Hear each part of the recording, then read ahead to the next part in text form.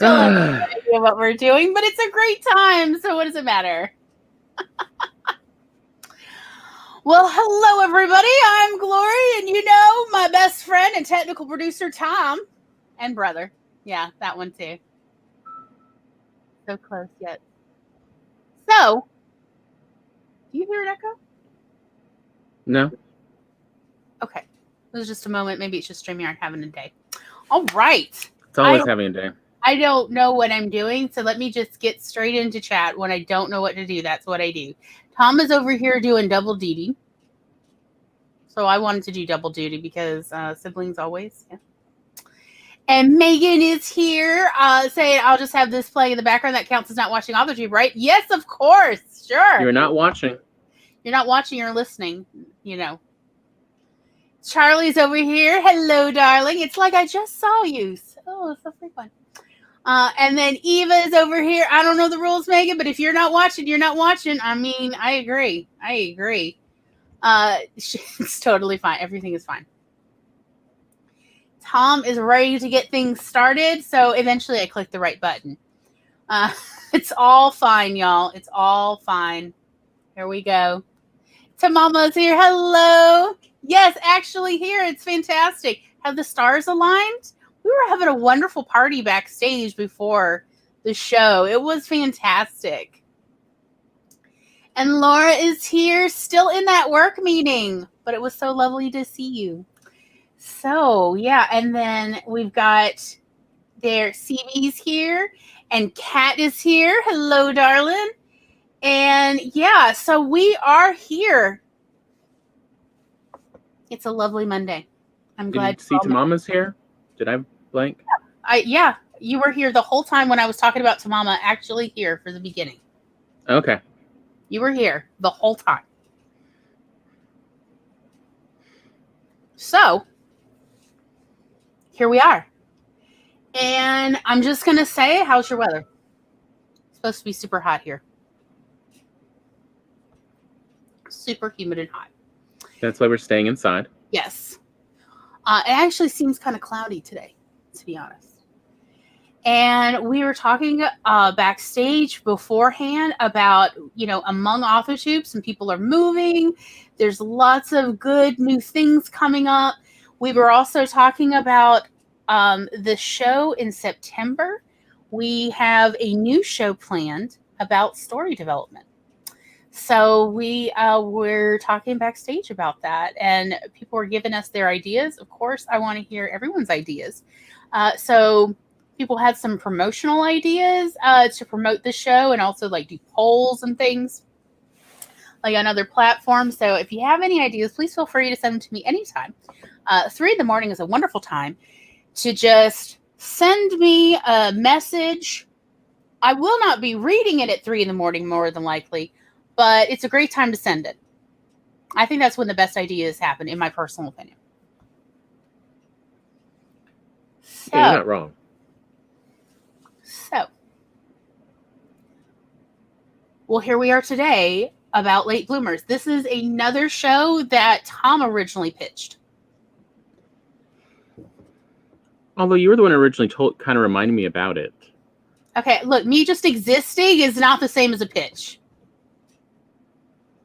Tell me, like, what do you want to talk about for the show? Late bloomers, like a neurodivergence, like. So late bloomers is a phrase that pays to get people to relax about your neurodivergent kid. Like, it's a concept they understand. The late bloomer.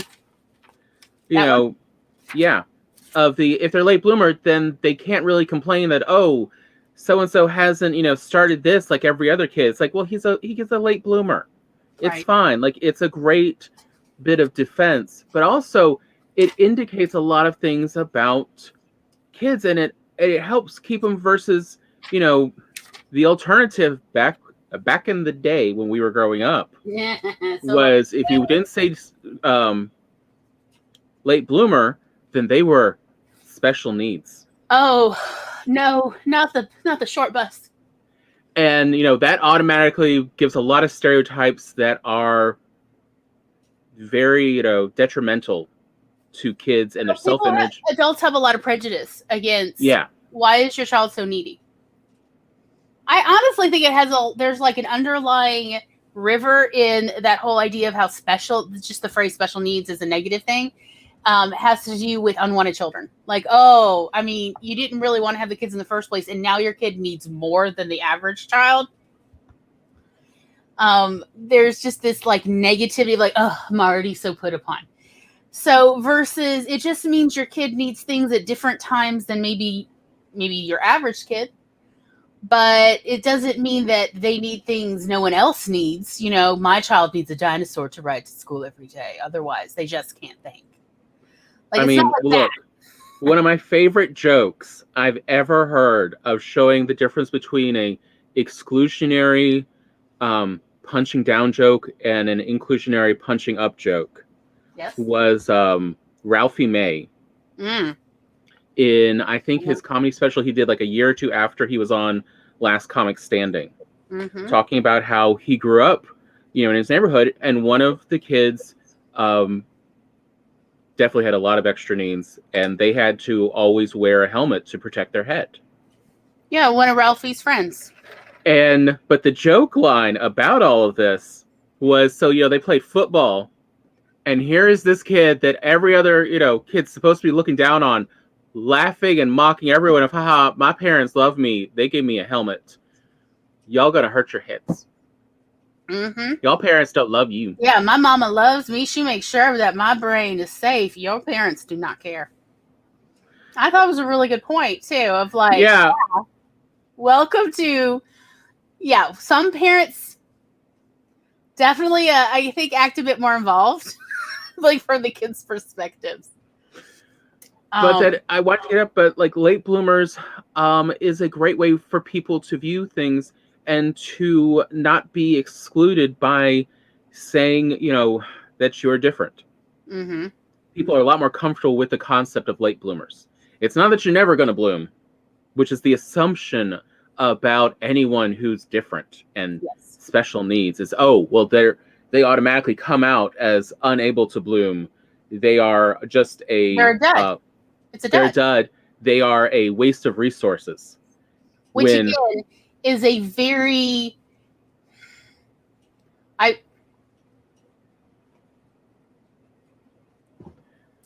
this idea that our value is wrapped up in our productivity. It's, y'all, look, we can't say it's just pure capitalism on this one. This was that Protestant work ethic that some of us have heard so much about. And the Greek ideals they took from. Yeah. So again, like, this is not capitalism. Long before capitalism was really a thing. Hello, Nia. Mwah, mwah. Long before capitalism was really a big deal, there were plenty of cultures really espousing that your value as a human being is wrapped up in your productivity or what you can accomplish in your life, rather than you exist, you're valuable, you're great, you're good to go. I'll say if I'm perfectly honest, I have met far more people who pass as a normal person who really seem like a waste of resources in this world than I have people who are quote unquote special needs. I've had a lot more assistance from people who, came out with the deck stacked a bit more against them. I'll tell you what, there were definitely kids who, so every child in our immediate family, because y'all know we have a younger sister.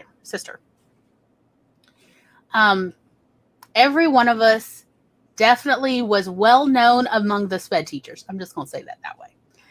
It didn't matter why, different reasons. But yes. I'm not going to name names because, again, sometimes people feel called out when I really don't think it should be a call out. But among our family and us three kids, some of us rode the short bus, the actual short bus in the school system. Like, they didn't ride the regular bus to and from school. They were on an actual short bus. And there's nothing wrong with that. And in fact, like, we got to know plenty of the other families who essentially were waiting for the route of the short bus. And that way, like, you could like pick up more than one kid. Sometimes this is back in the old days when you could actually pick up other people's children, and as long as the bus driver knew you, it's like, oh no, she's staying with us today. It wasn't a big deal. Like, you didn't need special notes and things. And so we got to know all the other families that had kids riding the short bus, and it was like, honestly, I always like felt like their parents definitely wanted them. Versus some of my other friends, they did not seem like their parents valued their children existing at all as much. They were kind of forgotten kids.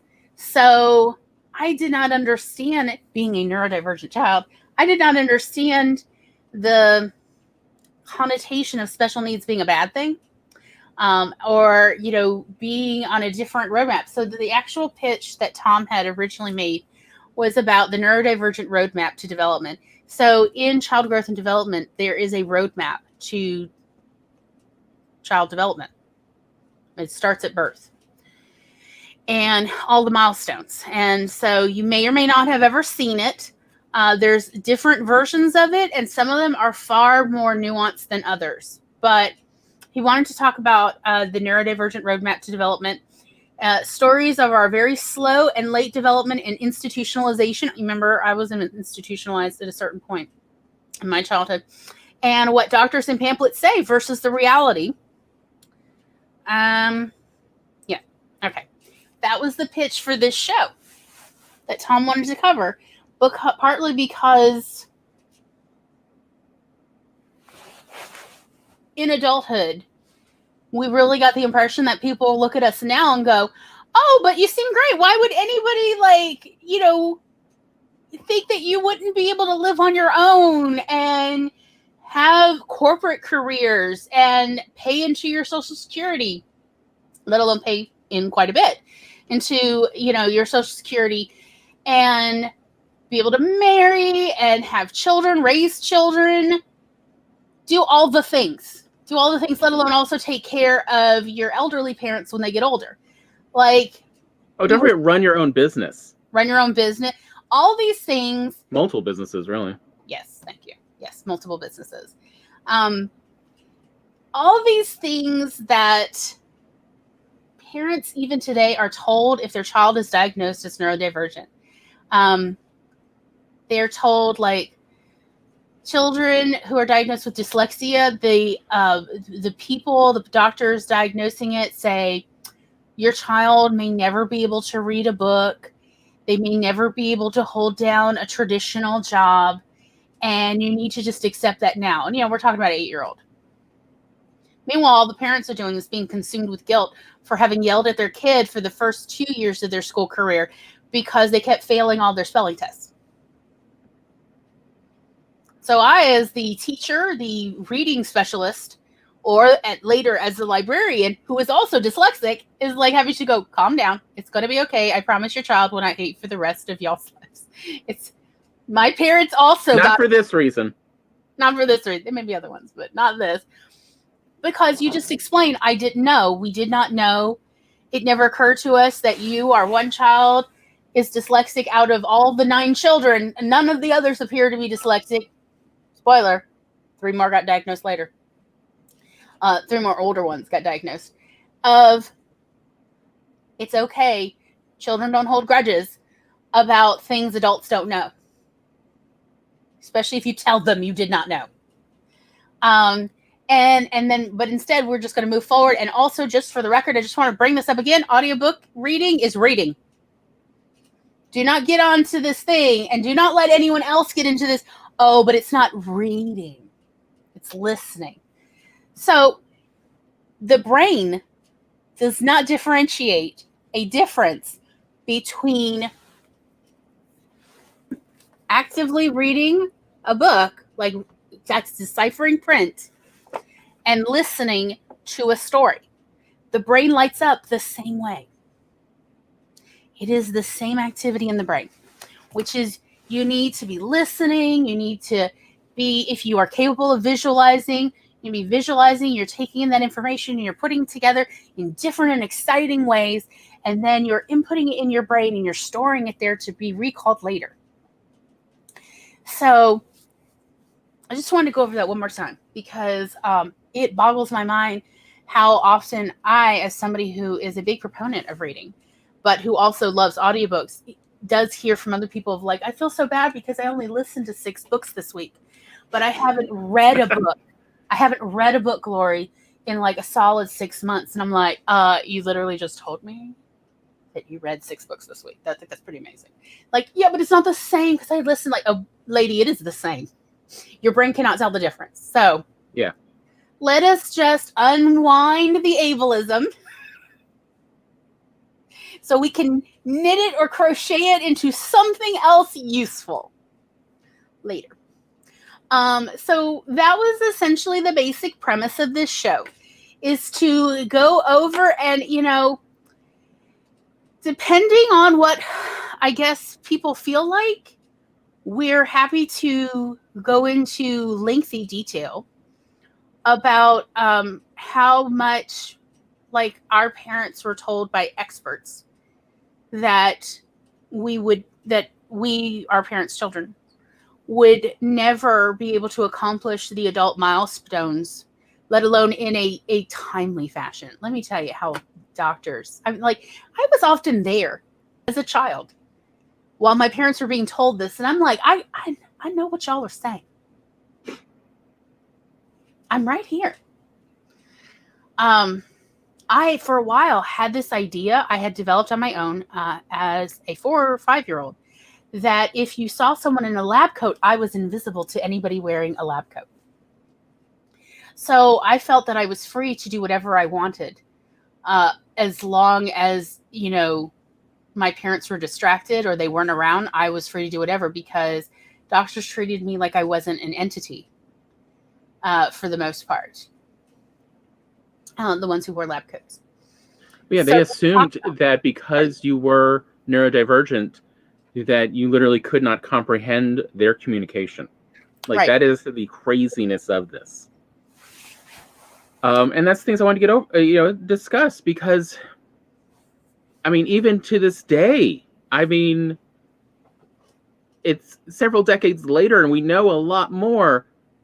GPs who talk to young parents about their very young kids who are, they now realize are neurodivergent, usually they just say autistic.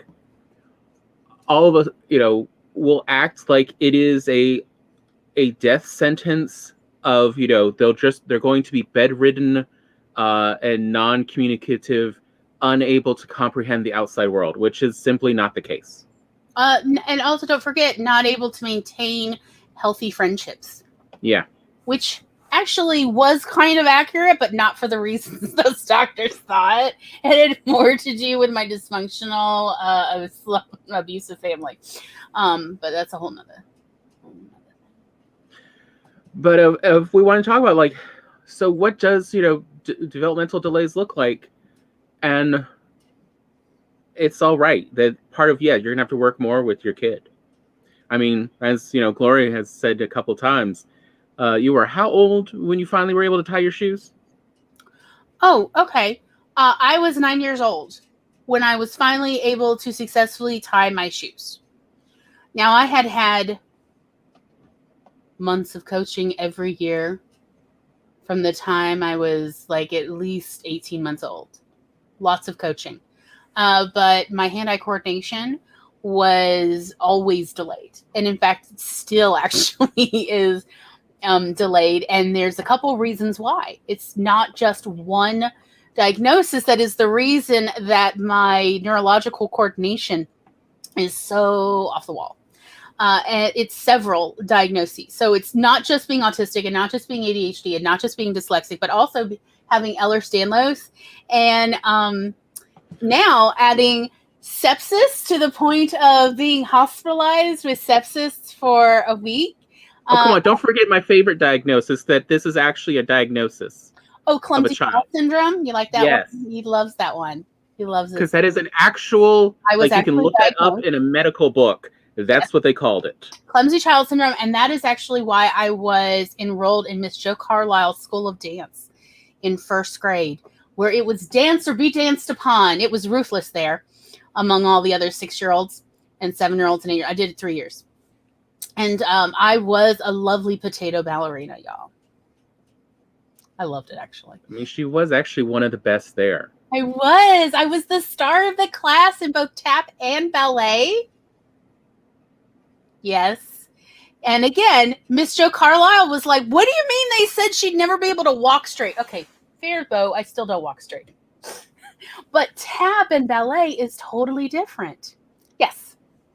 It's now called dyspraxia. And it just goes to show one does not translate to the other. The only time I actually can walk a straight line, it turns out, is when I am highly inebriated. Which makes it really fun when spouses who are in the highway patrol like to bring home their equipment and we all get sloshed and try out how we perform. And I'm the only one who passes, and I'm also the one who's had the most. Kat says, not same thing, but I couldn't tie my shoes until 5th grade. My dad was trying to teach me, but my mom got tired of me getting frustrated with my shoes that she started to bought me Velcro shoes. Yeah, I wore Velcro shoes for literally years and I loved them. Look, yeah. Not the only one. Yeah, I loved ballet. I love the tutus, still not over it. I love my tutus. And I love tap. I love the sound. Eva says, yes, trauma and neurodiverse diagnosis seem to go hand in hand in my early learnings too. My information often came from news stories of abuse. Yes. I never got lesson commended for a tap exam. I was not good at ballet.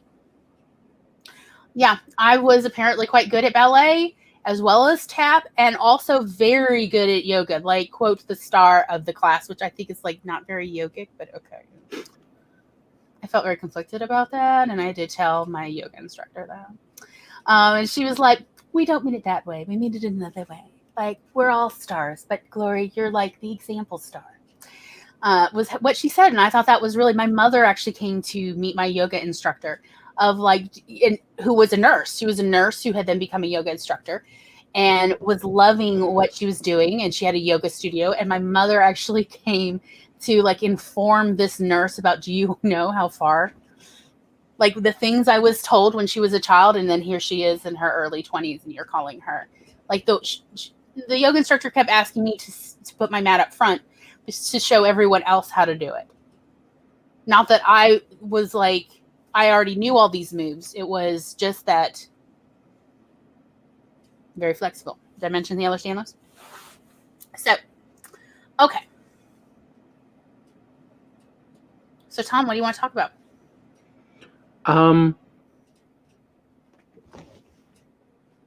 We'll talk about whatever you want to talk about. How about no one understood a thing you said till? Oh yeah, there's another fun one. Where you said let's do the first hour. We're just going to do the things nobody realizes about us now about our childhood. Like you would never guess this, but here are the real stories of when we were little. The doctors were not incorrect in their diagnosis and their assumptions. Of most people would assume that given our behaviors and our expressions of these behaviors at the time. It was understandable. It was not that, we are surrounded by, incompetent doctors. It's that this is what all of their stuff said. If a child is like this, then that is how they will always be in the future. And this is not the case with a lot of neurodivergence. Just like you don't actually outgrow, being ADD or ADHD. It's that you learn to cope and you compensate, and your brain has also matured and grown additional functions. But you never actually stop. You're always. But, when we were growing up, they said, oh, no, kids grow out of being ADHD. They just, their brains change and they don't have it anymore. We've now seen, no, that's not the case. It's just we can compensate better. We have a little bit more executive function. But it's still a difficult life. Mm-hmm. But yeah, why don't you tell them about my speech development? So Tom stuttered. Stuttering ran in our father's family. It was far more pronounced stutter. And our mother's side, her family also had a little bit of a stammer, but it was more of the delay. So there's two major areas of stutter or stammer. Apparently, it depends on what country you're in, whether you say stutter or stammer. Although to me, there is a difference. But so you have the stutter, and then you have the. So what I want to say, that pause there. So that's the two different camps of stuttering or stammering, or whatever you want to call it. And mom's side had more of the pause, and dad's side had a very extreme version of the multiple words. The repetitive. Thank you. That one. So, and Tom got both. Tom got both in the genetic dice roll. Now, I do so women also do inherit a stutter or stammer in the family, but it's less obvious for several reasons, partly because gender does actually seem to play a role in the neurology of a stutter. And with women, it's just less obvious, and it's easier to mask. With young girls, even young girls learn to mask, like we're talking 3-year-olds, learn to mask it pretty early and do okay on it. Like it's just charming. But with boys, it can be very obvious and difficult to understand. So while, yes, I had a very kind of easy to mask stammer and pause, people just thought I was a thoughtful child. But with Tom's being so obvious, it turned out, much to both of the two of us' bemusement, that no one else understood him but me. So he did not really talk at all. I think your first words were right before you were 2.5. Yeah. But he did not say a thing. He was a silent child. And he would motion to me what he wanted. Pantomime. We would do a lot of pantomime. He would nod a lot. I would do a lot of guessing because I'm 3 years older than him. So you can imagine we had a great time. And then when he did finally talk, right around 2.5, it was this very obvious, pronounced stuttering, repetitive stuttering. I understood what he was saying, but apparently no one else understood. So people just still thought he was making sounds rather than actually pronouncing words at that point. And they thought that I was guessing or making things up, turns out.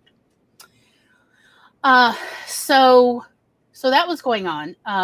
Luckily, our parents were going to university. We were living in married housing there at a cutting edge speech and hearing department. Our university had a really top of the line speech and hearing program.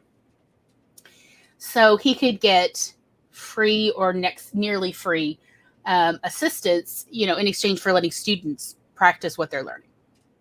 However, because the stammer and the stuttering was so pronounced, I, as a 5-6-year-old, had to be present for all his speech pathologist lessons, because the speech pathologist could not understand what he was saying. And not just students, like the professors could not understand. And you have to have some kind of back and forth, at least to some degree. So the solution was to always have me be present. And so essentially I was his voice his whole life. And even after a year and a half, I remember by the time you were like 4.5, like you'd been in speech program for like a year and a half at that point. They still couldn't understand you at all. But even our parents, I thought they were so dumb. I thought they were so dumb too. We both, me at 4.5. No, not Tom at 4.5 and me at 7.5. We thought, boy, are these adults stupid. We just were like, why are they so slow? Why are they not bright? But yeah, even our parents couldn't understand him. So I was his translator the whole time, and we just thought it was kind of funny. We were amused by it, but we had no problem. And anytime Tom really needed to communicate with someone, he would go get me, and then I would like, what do you want? And I do not understand why people did not understand what he was saying. However, that said, I do have a mind for patterns and analysis, which is hilarious since I'm not that great at puzzles. But it's a different part that I'm not great at puzzles. So I am good at jigsaws. Because again, pattern matching. So that's the bit I have to say. Do you have more you want me to say, Tom? Well, I would say so it continued on. I had to go through speech therapy till I was in fifth grade. Career. No, they stopped after fifth grade. I didn't continue on to sixth. I told you why they stopped, though. Yeah. Money. That's why they stopped. Also, because by that point, he'd gotten into the SPED program for above average intelligence children. And they said he can't have both, and mom and dad had to decide. They had to make a decision whether to continue his speech pathology that the school paid for or to allow him to be in the REACH program. Yeah. And mom and dad were like, they're not making any more improvements in his speech pathology. Yeah, they really hadn't done much in that last year and a half, even in my speech pathology. Mm-hmm. But part of what they did, also increase my behavior to help with the stuttering, which was I had to actually think ahead of what I was going to say.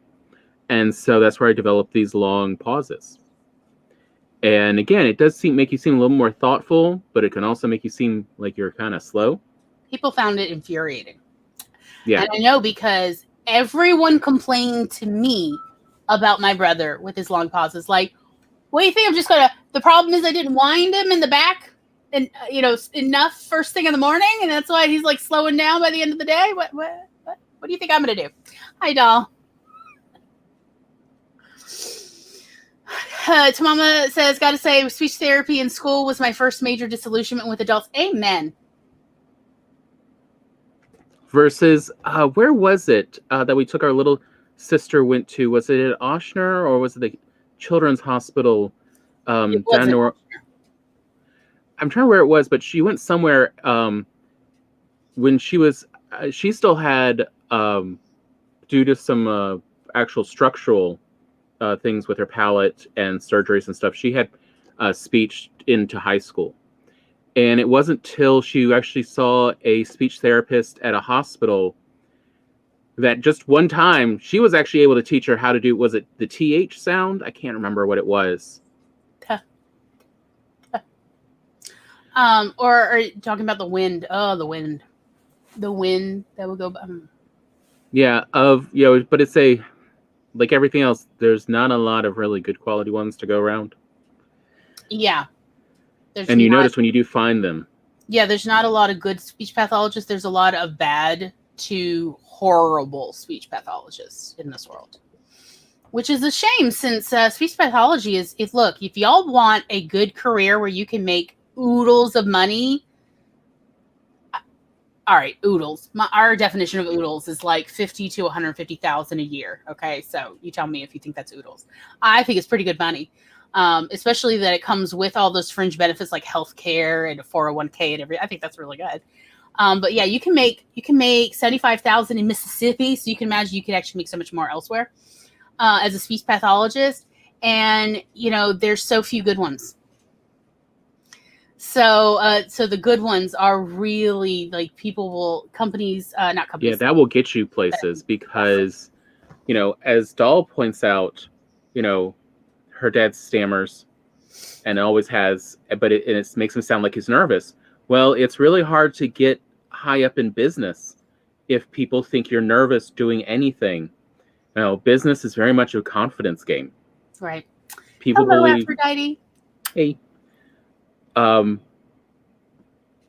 And so businesses will pay speech pathologists a lot of money if they have skills.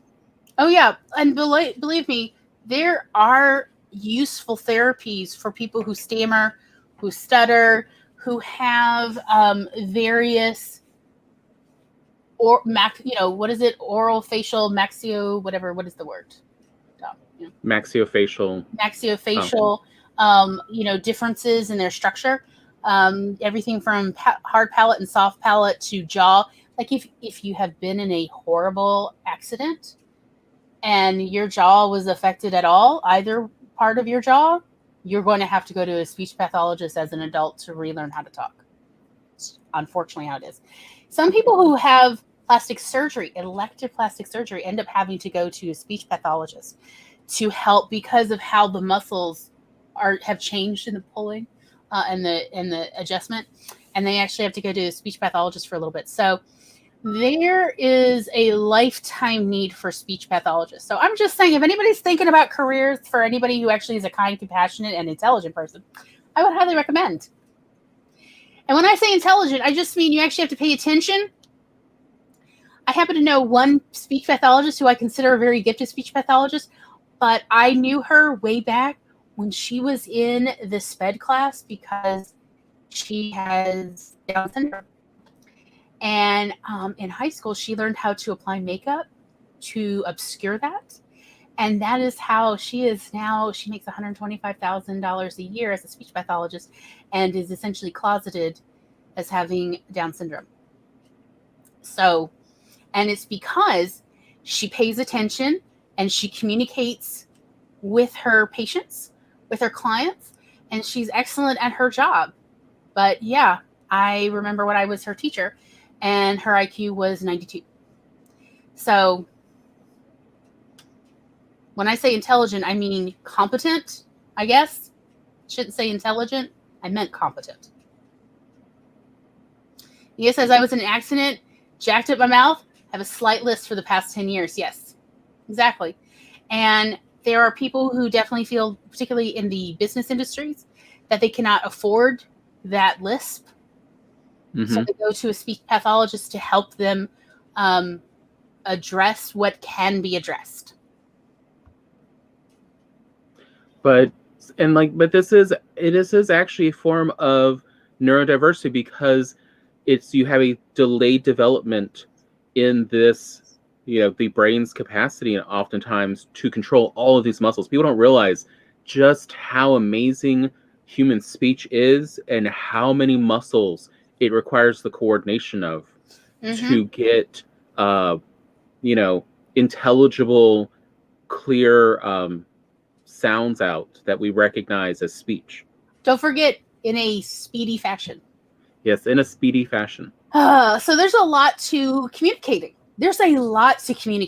And again, you can be a late developer in that. You can be a late bloomer. And still, I would highly recommend, though, that if anybody is unhappy or self-conscious with the way they pronounce things, with the way they speak, due to a speech pathological reason, there is help available, particularly online. There are stutter and stammer groups that offer classes to help people and even will help with certain low-level amounts of diagnosis. So there is help, and I really just want to point out, nobody needs to feel like they're stuck. That is not necessary, I promise you. There are coping skills available. And so for Tom, we knew because so many, it was pretty much, as Daddy put it, every man in the Fink family had a very obvious stutter. Like every single man ever that's had a Fink name. And this is kind of interesting since we've done now the genealogy, and like so many of them, their listed job in the census records was orator. So Dad said, or lawyer, or some other thing that's, you give speech, or you speak and give talks in front of people. Is that they almost all do. Like that's almost all of them for the last 400 years, like into Germany. 600 years. All the way back to Germany. All of them, talk for a living. So this is kind of, and as a child, I said, I think it's kind of interesting that all the men stutter a lot, and yet they all have talking jobs. And Dad said, it is neurology. It's just a matter of giving the brain time to grow and develop, and we take a long time. But on the upside, because our brains are developing slower, the structures they need to allow us to perform these actions are at a slower rate than the quote unquote typical human. We often do actually get a more fine, nuanced capacity for it later in life. Hence truly a late bloomer.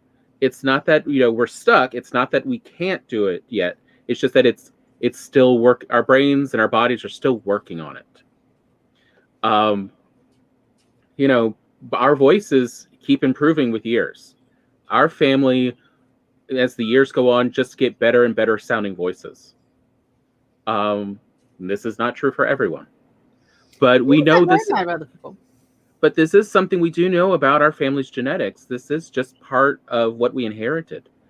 But it does mean that early on, it's so hard to understand little Fink children.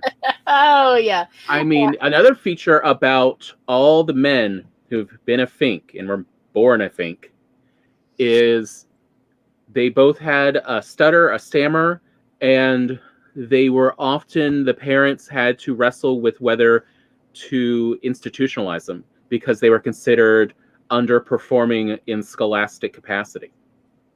Yes, always every Fink boy had their parents told, this one will never, you got a dud here. This one, and we're talking like hundreds of years ago. You got a dud. This one's never going to grow up. They won't be able to be educated, so on and so forth. All that negative stuff. And that has not actually turned out to be true of any of them in the way we would consider, like where they need round-the-clock care for their whole life. That is what our family is concerned about, because when you have a child who needs round-the-clock care for their entire life, you're looking at a serious financial investment you've got to have in order to afford it. It costs money to have other people help you with this. And that's what our family has only cared about. It's like, okay, do we have the money to afford this? And not, should we do it or do we want, that's not a thing as far as I've been able to tell of any generation for several hundred years, all the way back to Europe. I want to point out Aphrodite Lee's comment about people are shocked that she had to be in speech therapy for years. And I think it is wonderful that you've had such great success. That is fantastic. And that is what speech therapists are capable of, really bringing about magic in people's lives. And it's not just, they need more confidence. No. They need somebody who knows their job to help them actually learn there's so much there. There's the mental aspect to it. There's a neurological aspect to it. And then there's a physical aspect of training muscle memory. So, and you need somebody who actually understands this is complicated. And talking is complicated. Otherwise, dogs would be more successful. And so I think it is wonderful that you've had good speech therapists. And I love talented speech therapists. I love competent speech therapists. They are a joy. And why don't you find that link to that YouTube channel you've been enjoying watching? Which one? You have to narrow that down. Singing. Oh, the vocal coach? Oh, because people who stutter do not stutter in their singing? Is that why? But also, because while she is a vocal coach, she is not a speech pathologist. You also can see, though, she does do a lot of these little things that it takes a professional to go over with someone of how to develop their own voice, because most of these videos are with a little girl who's 11? Well, I actually was watching a couple of different little girls that she was... But I mean, but they are very young, but she's teaching them how to do very advanced techniques. Yeah, her name is Carol Porter. She's a vocal coach. And, people often are like, oh, that's something, you don't develop till you're much older and later in life. And the answer is, no, you can develop those skills early. But you need someone there to teach you how to do it. And again, that's what a speech pathologist is doing, is teaching you how to do something that, it comes quote unquote natural for a lot of people, but you need someone who understands how everything works if it is not coming easy. It's not that, you're incapable of it. So I put a link for her account, Cheryl Porter. And she does have quite a few different videos that are also just fun. That's the other part. Like, it is fun just to watch her, wholesome, upbeat woman. And yes. To see her with kids, you can tell she's really enjoying it. She's enjoying helping them. I was watching a couple of them just because, like, I was curious, and I already had picked up tips on improving my voice, and Tom noticed it the other day because he told me to sing something he didn't want me to say, so he's like, sing it. And so I did, and I've been working on my vibrato with it because Cheryl Porter is useful. Hey, Zara. Hello, darling. Yeah, we are talking about speech stuff. Zara had a speech therapist help me after. Very nice. Very nice. Excellent. But there's a lot of, what we're talking about with this is that there's a lot of things that can be delayed about people. But when you say someone is a late bloomer, it keeps the people around them, both young and older, from giving up on them ahead of time. Versus, no, give them a little bit more time. They'll keep developing. They'll keep developing the skill. It's just it's going to take them at a longer rate than you're used to. And that is why we love the term late bloomer, because it really softens people to someone's not going to automatically just be as good as everyone else at this. It's going to take them a lot longer to develop these skills and talents. Me, I personally never had speech therapy. However, I have sat in on Tom and our little sisters these speech therapies my whole life as the were as a translator. So hence wrangler. Yes. So when I was in the education program, I was the star of my class in phonemes, in phonetics, because I was so familiar. Since isn't that a fair amount of what speech therapists teach is coaching how to pronounce various phonemes. What involved? Like, you think, like, if you try it now, I want everyone to go T, ta, T, ta, ta. There's actually a lot going on. Ta, ta, ta. It's actually a more complicated motion than most people realize. We mostly don't think about it because it's just automatic. It's what we do. But what happens when it's not automatic? Something has interrupted the neurology to the muscle control. Something's interrupted it for whatever the reason. It doesn't matter what the reason is. Something's interrupted it. So we need to say T to the tip.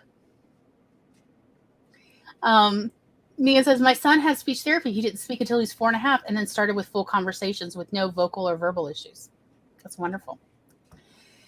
So we just, like, you notice neurology different roadmap with speech. It's kind of obvious. Most people can diagnose of something's wrong. I don't know what's necessarily wrong, but something is not working right because they're not pronouncing things like the other kids approximately their age. And if you can get a speech therapist to them early enough, often they'll be kind of unaware later in life how much they were helped by a speech therapist, which, is good in its own way. But it's something to be aware of, and that there's nothing wrong with it. What it did for me as somebody who essentially was undiagnosed with a stutter, because I could mask it so easily, is being able to sit in on my siblings was very helpful for me to learn how to pronounce things and how just give yourself a moment and not get anxious. A lot of speech therapists were really helpful in the whole, don't get nervous because the word won't come. Don't try to push the word. Just let the word come. Let that pause. Just roll around in the awkward pause. Speech therapists are a different kind of class of teachers. They're not like the rest. I'm just going to say it. They're very different. But they're like, yeah, just let everybody wait. Hang on your every word. But it does help. And it honestly made me better as somebody who's giving speeches. Aphrodite Lee says, my godson didn't speak until he's 5, and his mom was in such a panic. I told her he will when he is ready. Exactly. And when he was ready, he never stopped. Oh, y'all. The boy's a genius, but folks wrote him off. I agree. People be writing children off when they have no call to do such a thing. CB says, I was speaking in sentences at 2.5, but I had no coordination at all. Exactly. Same here, Nia says, I didn't panic, but I was concerned. He's incredibly smart. Exactly. Y'all, Tom, y'all have no idea when you're not around. It's just me and him. You think I'm the chatty one. I know all of y'all do. Y'all all think Glory's the one who's all the chatty, right? When y'all are not around, he never stops. I can't get a word in edgewise. The only time I get a word in edgewise is when y'all are here, so he's quiet. Okay? When y'all are not here, all I do is listen. Oh, he goes on. Because he was bullied so much about his stuttering and his stammering and his pauses. But he knows there's no bullying in our house. I will just wait, give him that space, because I'm always curious what he's going to say. I have been curious since he was a little boy. What was going to come out of that mouth? Y'all, it was sassy from the start. When he started talking at 2.5, sassiness, but all stutters, so I was the only one who knew. It was like having my own secret pen pal there. Only it was a real person in real life. No one knew what he was saying, but the things he was getting away with saying, I was scandalized at 5. Del says, I am very self-aware of how smart Tom really is. He read my book and got the entire thing. Exactly. Y'all, he does not stop talking when it's just me and him. Oh, you mean like how I've just learned, I've had to, I'm accepting this about myself. So over the weekend, it was like, you know what? I am really stressed. I told him. Let's just I'm just going to drink and see if I can just get all my muscles and everything to relax. I told him, let's do pitcher margaritas. Let's make some margaritas. We're going to have a party. They were a little too bitter for Glory, understandably. They really were. But Tom lives a bit on bitterness. And that's where the sass is fueled by. So I did, and I could feel it coming on. So I one glass. And so I asked Glory, all right, Glory, we're at that point in the night. Do you want the quiet Tom, or do you want the overly talkative? Because we need to set this up now. Because once I start talking, it's not going to stop. And it did not. I said, let's hear it. I love to hear what you have to say. We were watching a documentary on music. And I wanted to hear what he had to say about it. Because it had given me some ideas for our business. Since y'all, I don't know who knows, but we have started a publishing company together, Tom and I have. And we've registered it in our state and everything. So I wanted to, as a business partner, talk to him about some business ideas. And all I remember for sure was that part about ABBA was sort of before there was Nickelback. There was ABBA, helping support the entire country with their earnings and getting no respect in their country. Mm-hmm. Mm-hmm. Yes. I loved it. Yeah. Should we take a break? I do. I have a video loaded up. Laura's puppy timer. Puppies! See you later, Aphrodite. All right. So is now a snack time? Is this now a good time for everybody to go get a snack? Yes, I think it's definitely snack time. Okay. So, you don't have to get a snack, but you could get a snack. You could maybe get something to drink. You could walk around a little, stretch the old legs, and we'll be back here in approximately 10 minutes, okay? So we will see y'all in a few. So. Let's all go to the lobby. Let's all go to the lobby. Let's all go to the lobby to get ourselves a treat. Delicious things to eat. The popcorn can't be beat. The sparkling drinks are just dandy, the chocolate bars and the candy. So let's all go to the lobby to get ourselves a treat. Let's all go to the lobby to get ourselves a treat.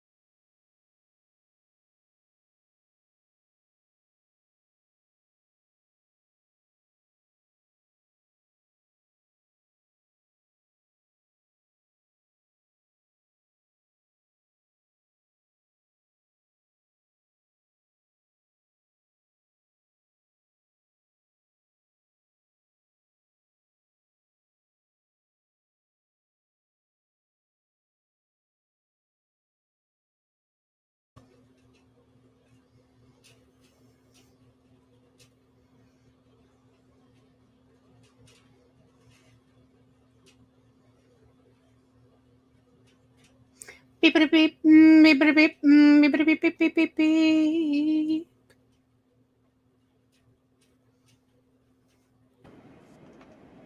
Make it back. How's everybody doing?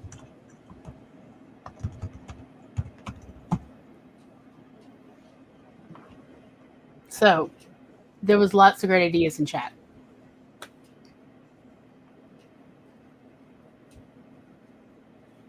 Tom, still with us? Yeah. Just finishing something. Okay. Nia has pitched that we need a Pets of AutoTube timer, and I 1010% agree. Mm-hmm. We absolutely do need this.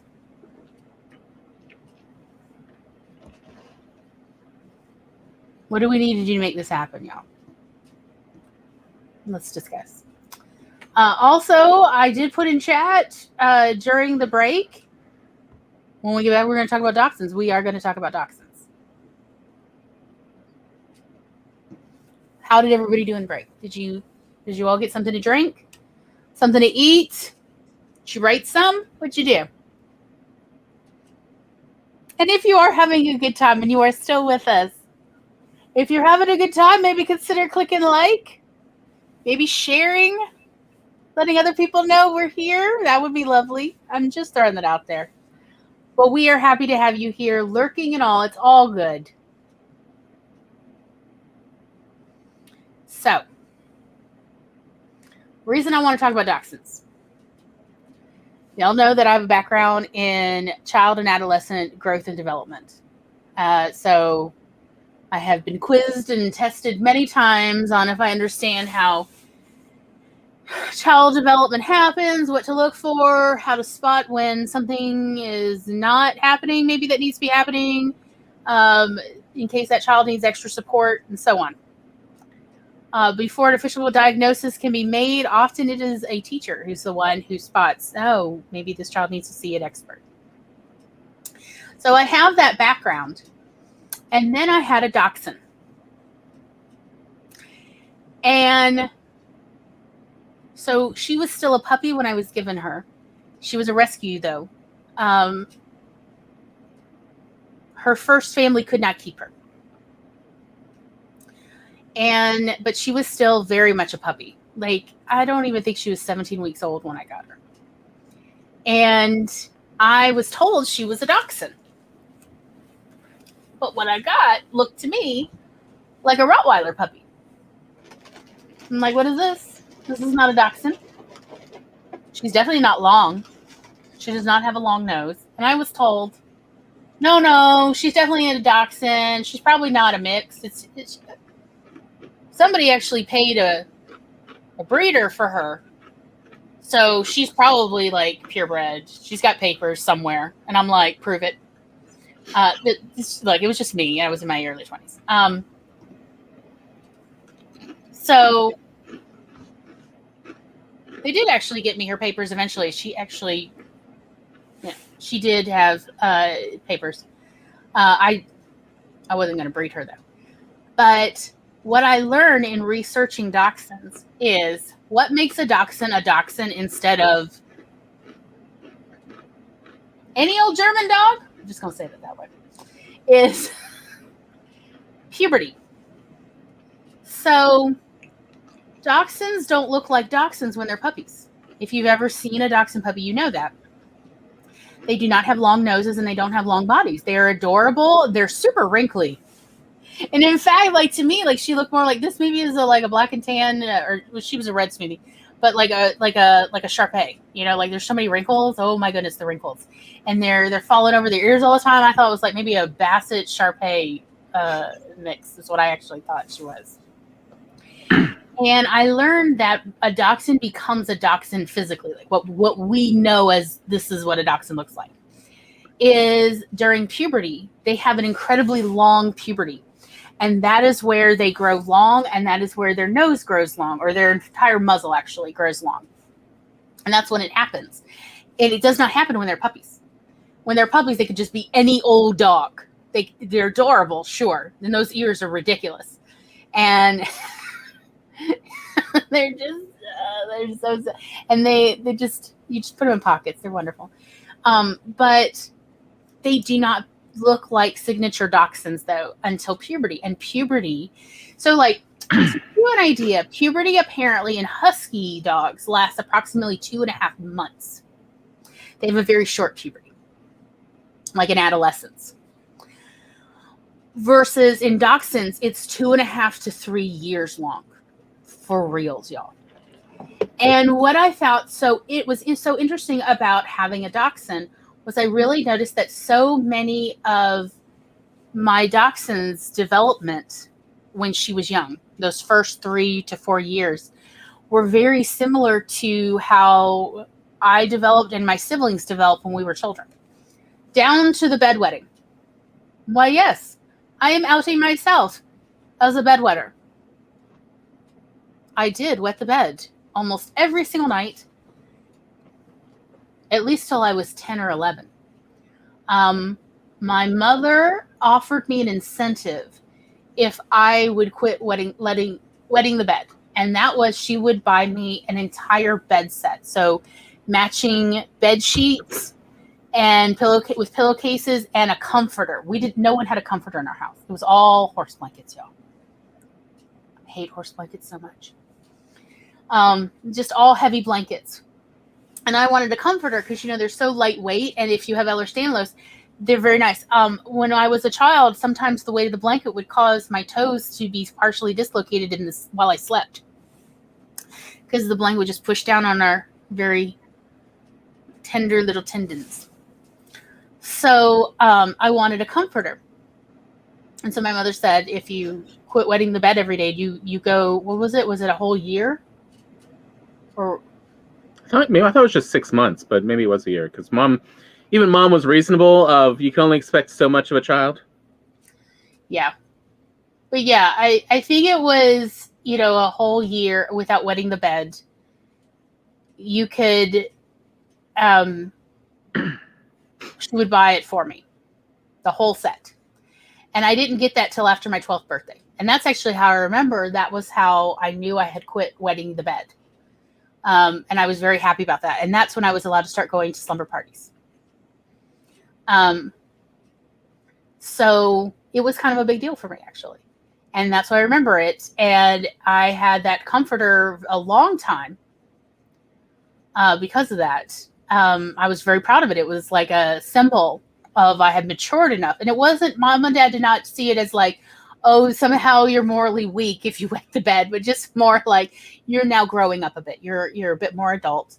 You're a bit more grown up, so you can have more grown up things. Yeah, and it's not like we were drinking water right before we went to bed or anything.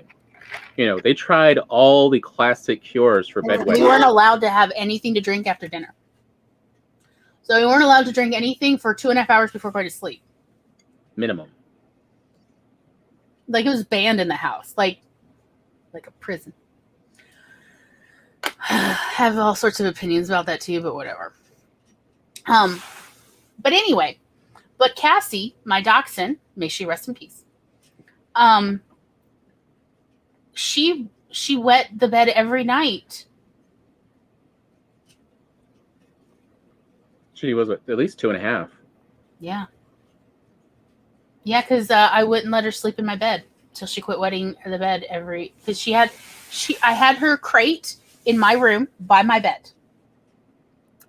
But I kept her in the crate at night. Like she slept well. Okay. That dachshund was not like freezing or anything.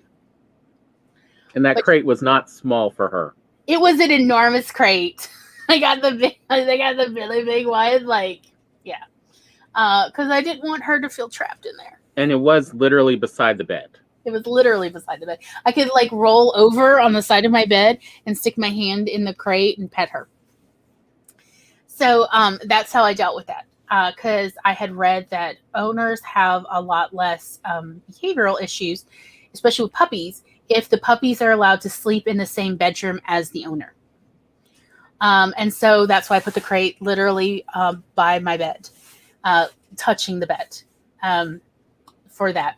But she still had to sleep in her crate because she kept wetting every night. I mean, she was a puppy. And I would check every morning. I had towels down there, and I would check, and if the towels were wet, I would switch out her towels, and I would wash those because I had a washer and dryer in the house at that particular house. And yeah, she was over a year old before I would let her even get up on our bed at all because of the bedwetting. And also she would get excited and she would pee herself. So that went on about 2.5 years. And when I went to read why does my dachshund keep wetting the carpet when she gets excited, I read that it actually has to do with maturity. And that when they get older, usually they stop by the time they're 4. So it's just a neurology issue. And they're like, but think about it. That dachshund's so long. It's all the way to the other side of a dachshund to get to the bladder. And so, yeah, the message is slower than a dachshund's tail. Was like how the article was describing the issue. Megan says that's definitely true with Princess. She would cry all night long if we didn't let her sleep in the same room as us. Yeah. They said like you didn't have to let the dog sleep on your bed or anything, but you have more behavioral issues if they sleep in a separate room because then they feel like they're not part of your pack. And I'm like, all right, what do I care where the dog sleeps? The house I was in did not have central heat and air, so it was actually easier to actually have her sleep in my bedroom because then at night I only had to heat one room out of the whole house rather than trying to heat 2 big rooms in this, house that was built before the 1880s. So it worked out well for us. But yeah, so that's what they said about dachshunds. What I noticed over the years observing the dog, though, was her development was surprisingly similar, but, on a scale. The dachshund development was very similar to our childhood development, but not similar to regular children development or other dog development. Because, I had friends who had Chihuahuas and they had Terriers. So, and Great Danes, we hung out at the dog park a lot. So I had made friends with the other doggy mommies and daddies. Cassie was always so much better behaved when I'd take her to the dog park every other day. And so I would just hang out there and make sure, she had so much energy, y'all, as a puppy. She had so much energy that I would just take her to the dog park every other day and let her run till she was pooped, which would take usually 2 or 3 hours. So I'd have to just sit there on the bench under the shade tree 2 to 3 hours till that dog got tired. And then she would sleep so well, and she was so much better behaved for the next day. So this was how I dealt with things. And because I'm sitting there so long, people, y'all have met me. I'm chatty. So, but it occurred to me over the years studying neurodivergent development compared with neurotypical children development, that there is a similarity to how dachshunds develop and how neurodivergent folks develop. And so I like to think of us human beings, us neurodivergent human beings, as the dachshunds of the human world. It's like if you want these cool ideas, you want a long dog with a long muzzle who's so brave. Okay, as a breed, dachshunds do not have a sense of true fear. They do not have fear. A dachshund that has fear is considered a poorly bred dog. And apparently you can report any breeder who's bred a dachshund that, exhibits signs of fear, and the whatever that part of the AKC or whatever will go investigate, and they're like, no, you can't have fear in a dachshund, you've misbred it. So think about these fearless dogs who will go down badger holes and bait badgers out of their hole. And then afterwards, are they traumatized? Heck no. They're bring me another badger. They are hilarious. That's why dachshund tails are so, people talk about getting bruises from dachshund tails. The dachshund's not trying to hurt you. They just get so excited and it's like a whip. But the reason why that tail is actually so strong, enough to actually bruise a person's leg, is because you, as the German farmer, after you have sicked your dog, your badger baiter, down a badger hole to bait out a badger, a mama badger, when you're okay, I could hear the roaring in the hole, your job is to grab that tail and pull them out of the hole tail first. Because they don't back up. Yeah, because dachshunds don't back up. In fact, Cassie did not learn to back up till what? She was like 10 or 11 years old. Yeah. Like she was elderly by the time we actually could teach her. Because I used to try to teach her little dressage moves because, yeah, y'all, I'm bored. So it was kind of fun to teach her to dance. She liked to dance, so I would teach her, but she couldn't do any backup moves with me when we would dance together until she was like 10 or 11 years old. Because dachshunds don't back up, and that's what the tail is for, to pull them, because you can tell them to back up and they will not back up because their neurology is like, no, I don't need this. And so you pull them out of the hole so that the badger will come with, because the sturdiest part of a dachshund is their head. It is the hardest part of a dachshund. In fact, apparently, their skull by dimensions is actually supposed to be thicker and denser than any other dog skull or wolves, apparently. So I've been told. I don't know if that's actually accurate, but that's what I was told on dachshund websites. And I mean, like, I can kind of understand it because that's how Cassie was queen of the cats. Because cats show dominance by smacking each other on the head, and if the other cat kowtows, if the other cat becomes demure, that's how you can tell the one cat is dominant over the other. But Cassie would never back down, no matter how many times she would get hit on the. Well, cats actually have a thin spot on the top of their head, and that's where they're smacking each other. But that is like literally not where Cassie's soft spot is. That's the hardest part of the dog, is that head. And apparently, this has been tested by dachshunds who have. Remember that part about I said about dachshunds don't have a sense of fear? Dachshunds accidentally being run over by a motorcycle head first, and the dog was fine, y'all. The dog was fine. And it's because their heads are so hard, and that's because so they can deal with if a badger. Have you ever seen a badger paw? Oh, a badger can actually kill a grown man. If you ever played D&D, you know this one. But yeah, a full-grown badger can kill a human man. So think about a badger in a hole, and this dog comes down it. It's going to sideswipe, right? But that is the strongest part of a dachshund. So the dachshund's like, what more you got? Would you got more? And then meanwhile, it's being pulled the whole time back. It's like, you got more? Come at me, bro. And so the way that worked in Germany before, because they weren't allowed to have metal tools, is they'd have a badger and they'd have like 6 men with sticks, with clubs. With large clubs, and that one dachshund. Although really, usually it's like 6 dachshunds because it's hard to separate them. Dachshunds love to have packs. It's a flight of dachshunds. It's a trouble of dachshunds. It is a trouble of dachshunds. You're right. It's a mischief of dachshunds, quite frankly. And so that is how dachshund development is. But to some degree, neurodivergent folks are kind of like that. Where think about like how old a dachshund is in dog years. And I know, like, let's not get into the whole, 7 years is not actually, it's so much more subjective depending on the size and age of the dog. I get it. But it's just sort of a rule of thumb kind of. It's just a ballpark thing. But like when Cassie was 3 years old, she was the equivalent of being approximately 18 to 21 years old human years. What we would consider an adult. That's how long it took her to quit wetting the carpet and the towels in her crate. That's how long it took. And that's what you hear about with neurodivergence. But did that mean that Cassie was a failure or a dud? Heck no. She was a fantastic dachshund. She learned to bark at 2.5 years old. And then, like, she did not bark. She was silent at 1 year old. And people were like, is your dog broken?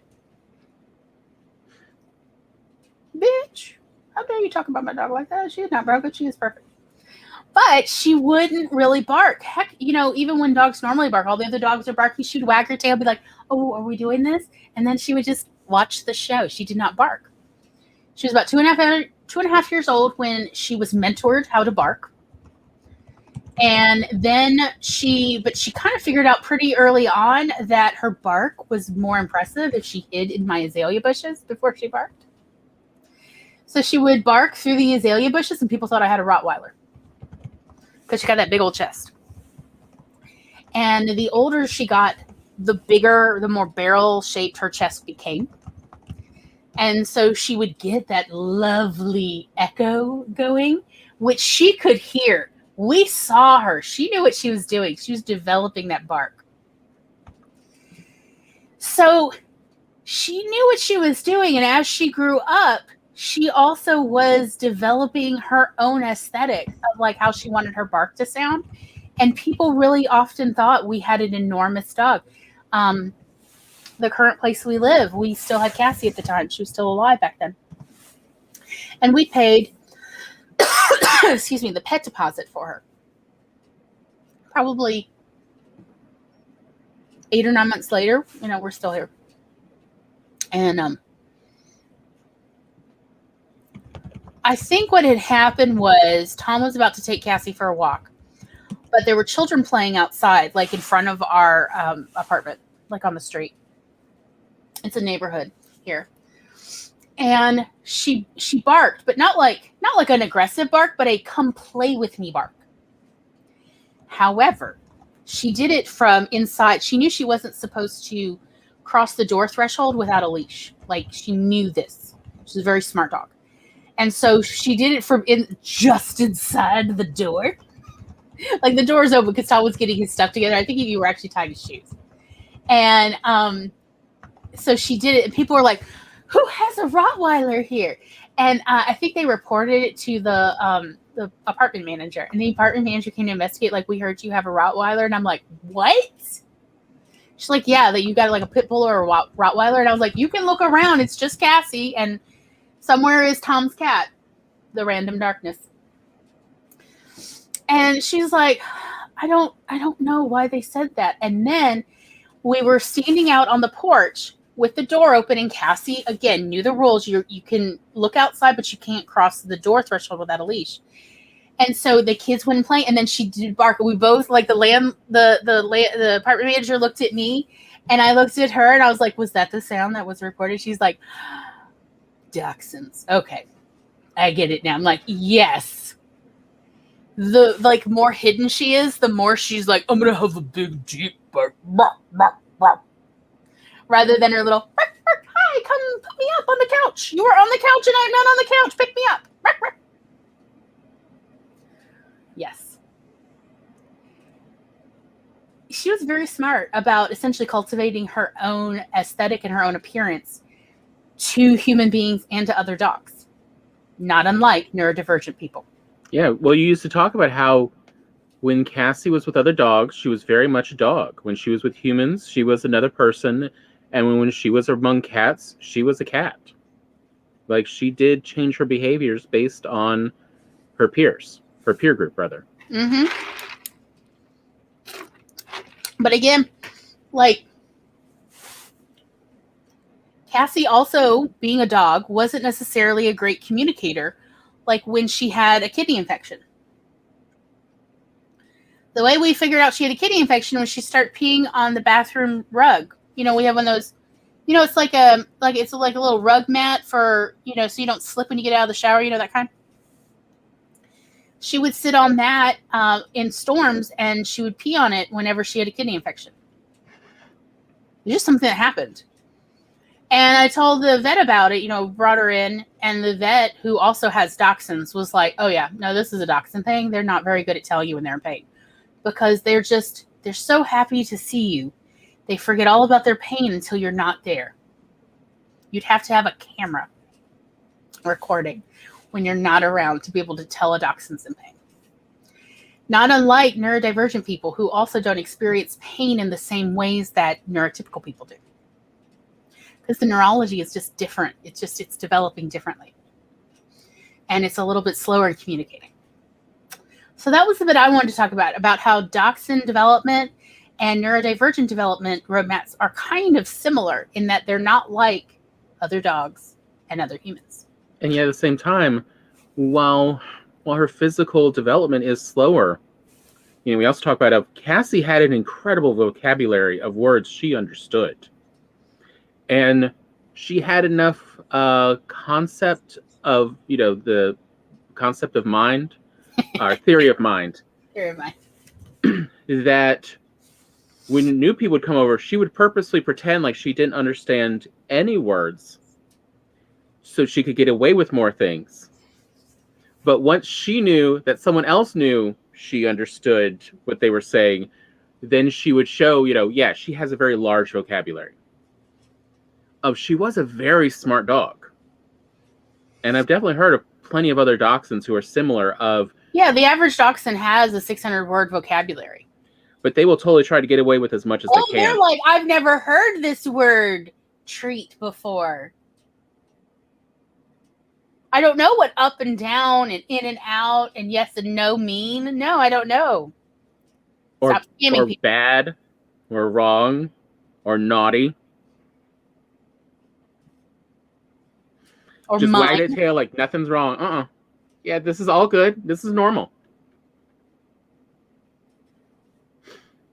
Just trying to get away with stuff.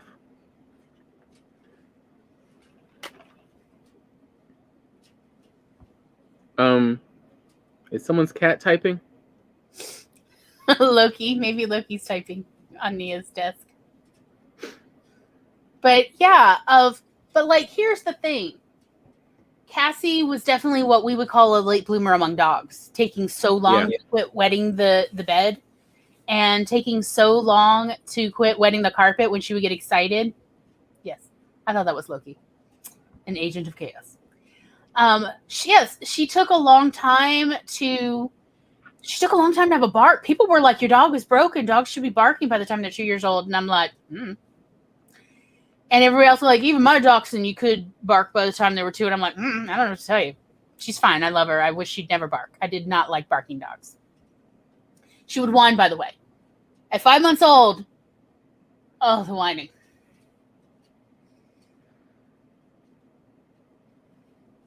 So she didn't bark, but she did whine. Oh, God. Took a while. But what I learned was I just need to like literally keep her in my clothes and then she wouldn't whine. So I just had to take her from room to room with me, like in pockets and things. It worked out all right once I figured out what was going on. But why would I have a dog that develops faster when I could have a dachshund? I mean, she was a fantastic dog. Number one, she loved to burrow. So she was always under a blanket. And if we look around the house and like, where's Cassie? We'd say it out loud. Where's Cassie? Where's Cassie? And suddenly a blanket would start wagging. Like, the blanket monster. There's the blanket monster. And that was what we called her. And if we were like, is the blanket monster here? The blanket would start wagging. Like, that was how we knew. Oh, there is Cassie. She is okay. She is just sleeping. She loved to burrow under things. Oh, remember when Mom had her for over a Christmas break, I think? And she called you up? I think sounding very serious. Yes, I may have killed your dog. What happened? I mean, you raised the 3 of us and we survived. How did you forget how to raise children? She's like, I thought she'd be fine. You said she likes to burrow. So we just put her in the bed with us and she went all down to the feet, which was great. So she kept my little feet warm. I'm like, yes, I thought this relationship would work out well, you being a grandparent. She's like, yeah. But now it's so hot. I woke up in the middle of the night and it was so hot down there. And I was like, oh, is she okay? She was down there. She's not moving. And I'm like, you cannot burn a dachshund out. She's like, Glory, look, I think you just need to accept that maybe the dog is not okay. And I was like, he hasn't moved in 6 hours. He hasn't moved in 6 hours.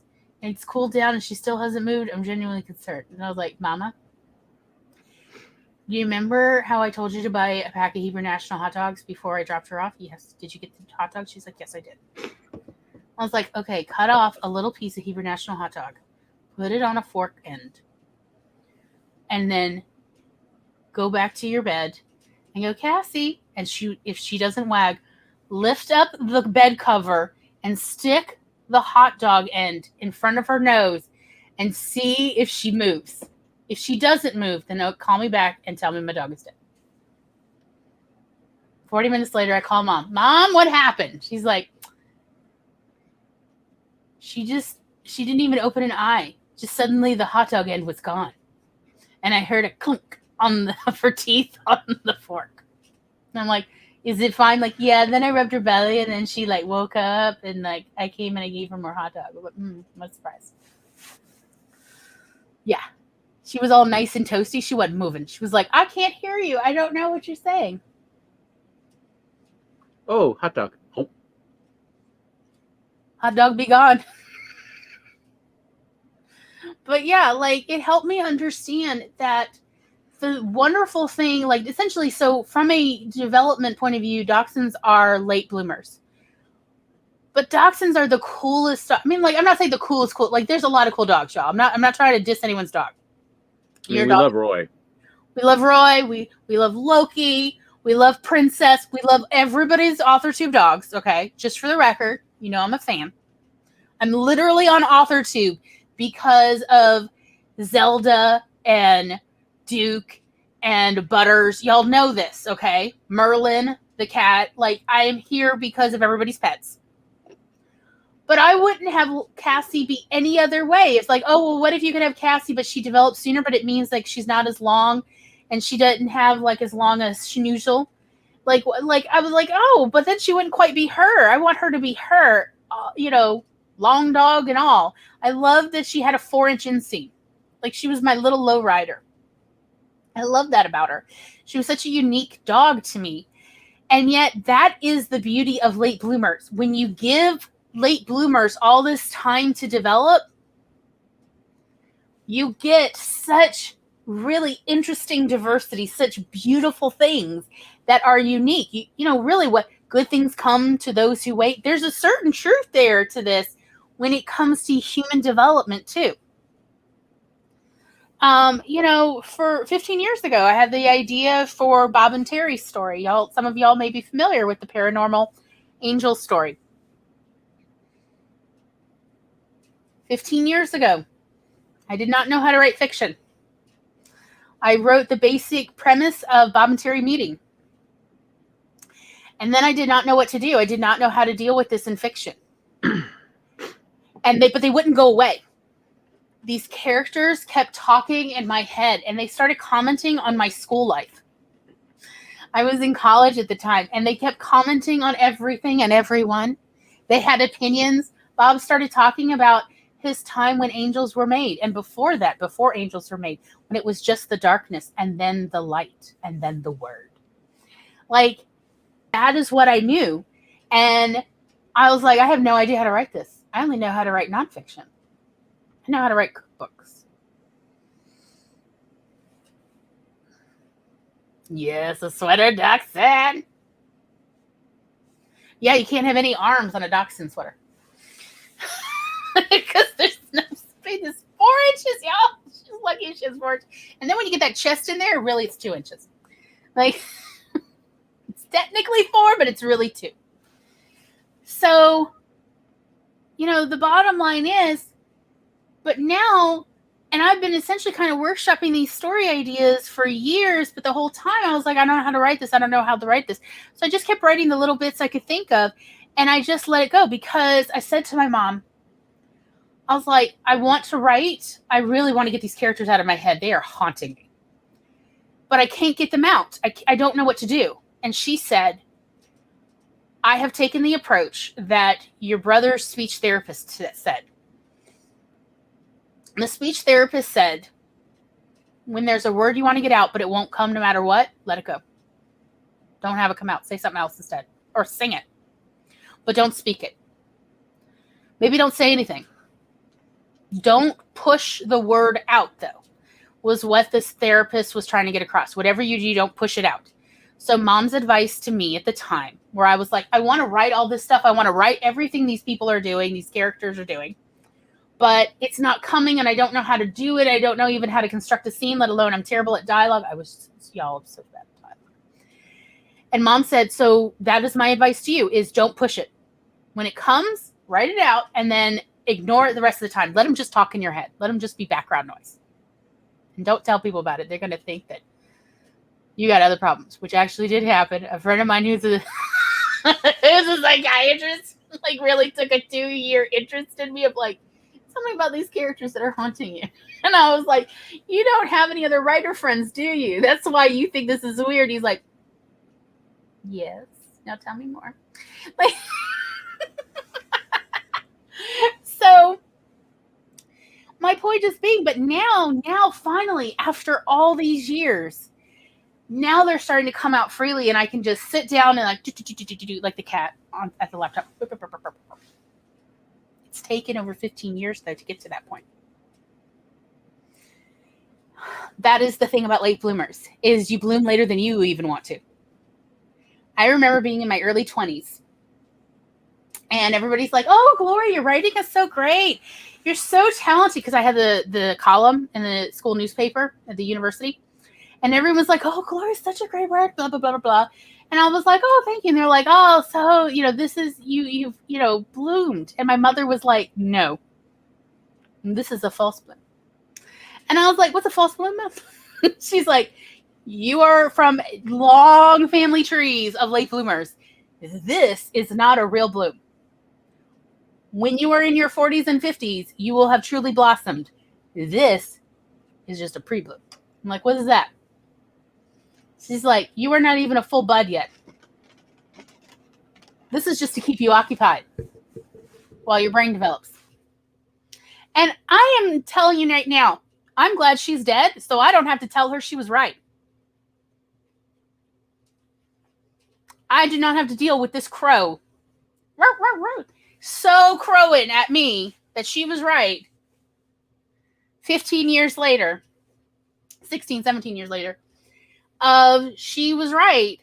I needed more time for my brain to grow on its own.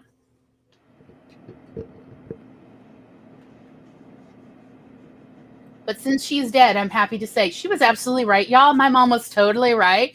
If she were alive, I would not be admitting this. Because you better believe she would like send me the StreamYard like right now. I need to get on here and crow and tell everybody how proud I am that I was right. That would be my mother right now. But she was right. She was not a graceful winner. No.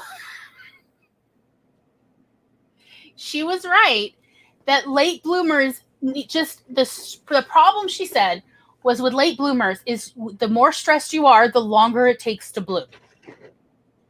So the very first thing about blooming is you got to stop thinking about it and just go live your life, which is infuriating. How am I supposed to go live my life while I wait to actually bloom? She's like, "Go find other things to do." Hence, I became a teacher and a librarian to find other things to do while I waited to bloom.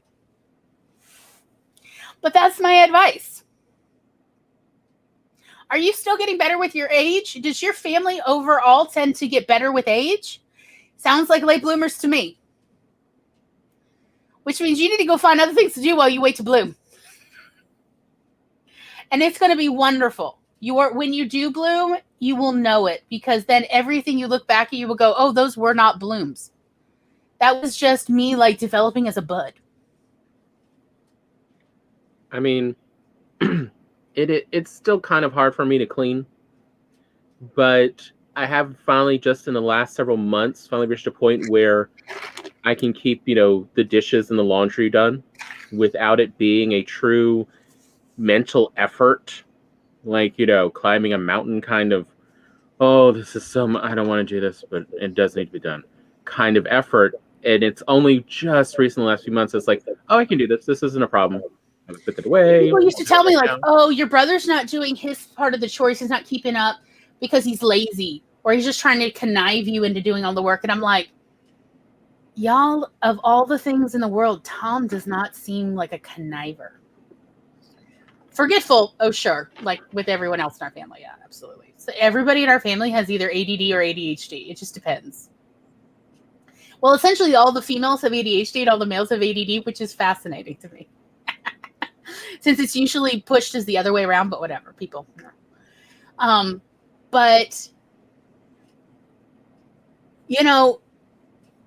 it's just a matter of you have to stop thinking about it, and you have to just give yourself time. And then you have to give yourself far more time than you think is reasonable. Oh, so much more time than anyone's going to consider reasonable, because they're used to early. I gave up before I finally bloomed. But it is but also that part, you're going to have to pull back and stop pressing on yourself. But I mean, also Glory's writing the last few months has suddenly been able to click because the brain structures she needs to get this to work right are finally there. That we've just sort of been waiting on. Of just because you kind of have some parts doesn't mean you necessarily have all the tools you need for something. But yeah, our family is so late blooming. But yeah, if you hear about people don't really do anything, get to what they become known for till at earliest their late 40s, but usually their 50s into the late 50s, early 60s, welcome to late blooming. On the up hand, we tend to have a much finer, detailed capacity for it than those who mature very quickly into that area. So, I mean, there's upsides, but the downside is it takes forever. Oh my God, it takes forever. It takes everyone's patience. Mm-hmm. Nice, CB. I mean, yeah, I understand people who are frustrated with me. Honestly, I don't blame them. I'm frustrated with me too. But I have noticed these last couple years as little parts of my mind have started to actually mature, and I get these little bits of function that I thought I'd never have of, oh, look, now I can just do this. Well, like how you told me when I started teaching you to cook that you would never learn how to cook. Mm. You tried your whole life, because I didn't start trying to teach Tom how to cook till he was in his 30s. And you tried your whole life and it hadn't worked. So there was nothing special about what I was going to do, which is true. Like, my method isn't like, it's nothing other than a lot of patience and encouragement, and then how to fix everything when it goes wrong. That is my entire teaching method. And always know a fast food place that you can enjoy, that if anything, if there truly is nothing to work with. Right. Have a fast food that you'll still enjoy. If you burn the bottom of the stew, the whole stew will taste like burnt stew. So, and if you don't like that taste, sometimes it actually has a nice smoky taste, but sometimes when it burns, it is like, ugh, it's never good. The answer is throw it out and go to your favorite fast food place. Yeah. Like, there is something to be said for giving your brain the space it needs to work it out. Whether we're talking about working out trauma, we're talking about working out expectations, we're talking about working out, any part of you, or just accepting you for who you are instead of carrying along all sorts of family baggage. And, because it's just us here. Oh, it's just us. And all our internet friends. Yes. To give you an idea that sometimes it does just take forever for things to mature and grow. So the other part of, Bob and Terry and the Trouble with Angels is we've had a lot, we knew the gist of the components of the story and Universe 2.0, but we didn't really know who was the opposition, who were the bad guys, whatever you want to call them. And over the weekend we were talking, and I realized, here's a simple one. Here's a simple answer. It's not complex. It doesn't take a lot, but it all functions now. It functions fine in the story. There's the end we're trying to get to. But we have struggled for 15 years of but what's the last third of the story? How is this going to finish? We have a little bit, but what's going to happen? We're just I don't know. We'll get there when we write it. We'll get there when we get there. Of not pushing it. Just here's what I want to say about stories, even though technically that is not what the subject of this show is about, but I'm going to say it anyway. Sometimes stories need time to develop in your head. And they comes and stops and starts, and that is perfectly fine. Some stories, like the Bob and Terry stuff, I've been sitting on for 15 years. And other stories like Sadie and Clem came to me while I was still in the hospital with sepsis. There's another story that is a mail order bride gay for you story in the wild west of Montana. And that came out of the blue a few months later. And that is almost like I've got a lot of it outlined. I need to actually just finish outlining that one too. But that just came, the stories will come and they'll come in their own time thing. If a story isn't coming, let it sit in your brain, find another story and work on a different story. If no stories are coming, you could read craft books. But maybe what really needs to happen is your brain is still maturing. It's okay if you want to write and you're not quite ready to write. You know what? That's okay too. May I suggest drawing or singing or some other creative pastime while your brain is still developing. And yes, you can be in your 50s and 60s and 70s and your brain is still developing. So to everybody in their 20s and 30s, calm those titties. Here's some actual facts you can look up that science knows but no one talks about, such as men never finish puberty. The reason why old men are known for having these big noses and big ears is because puberty doesn't stop. It just keeps going on and on till we die. They actually know this. They don't talk about it.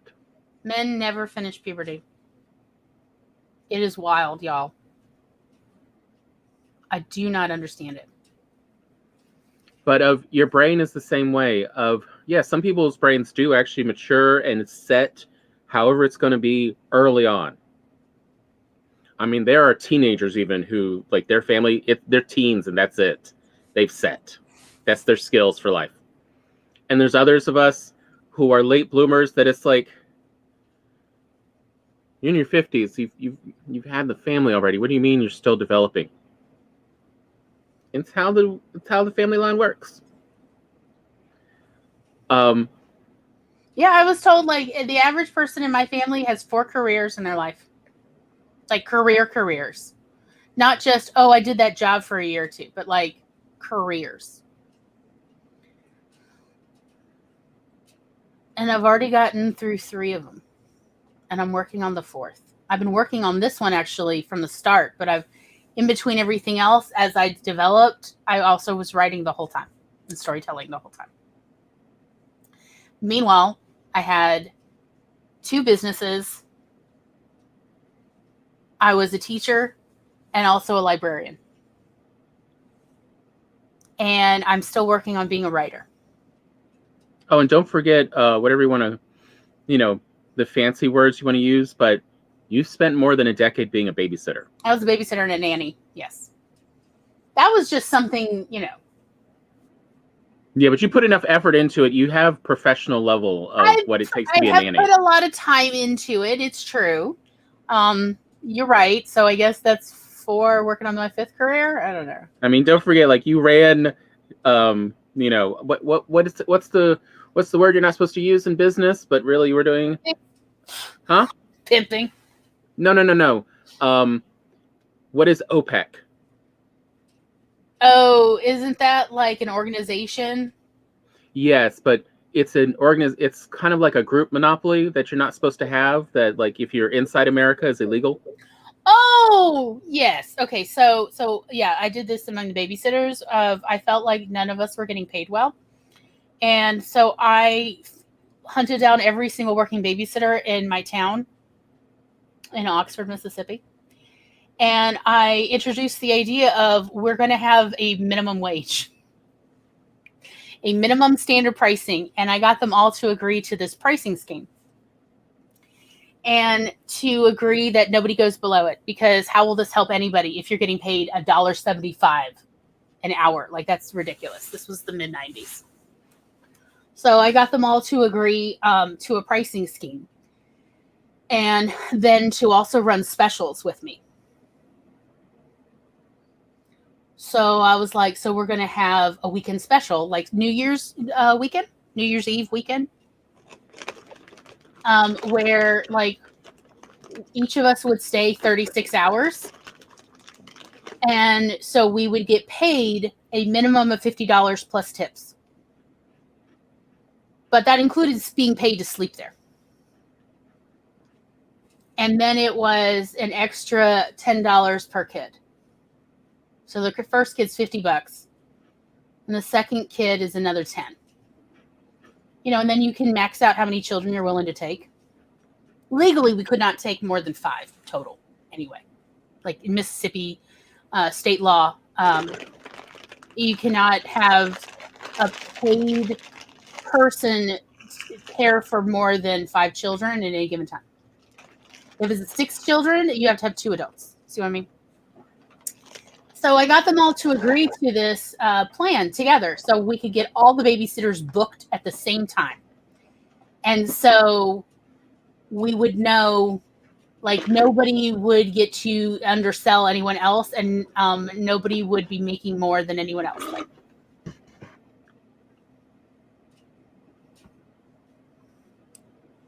This was like, no, I think you ran that at a business level.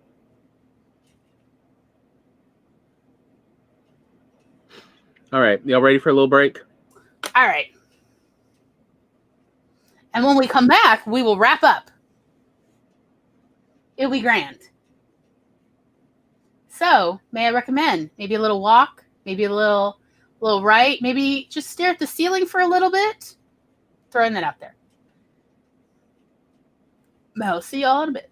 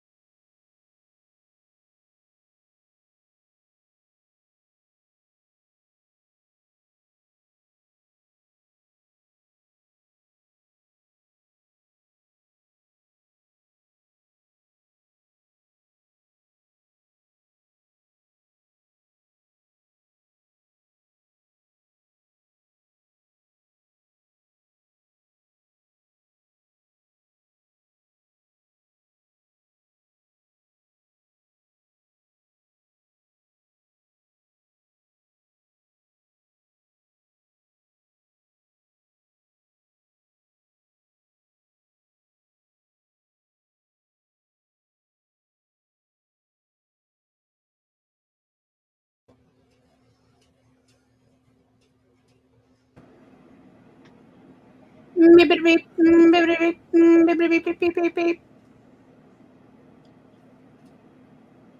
Hello, my little chickens.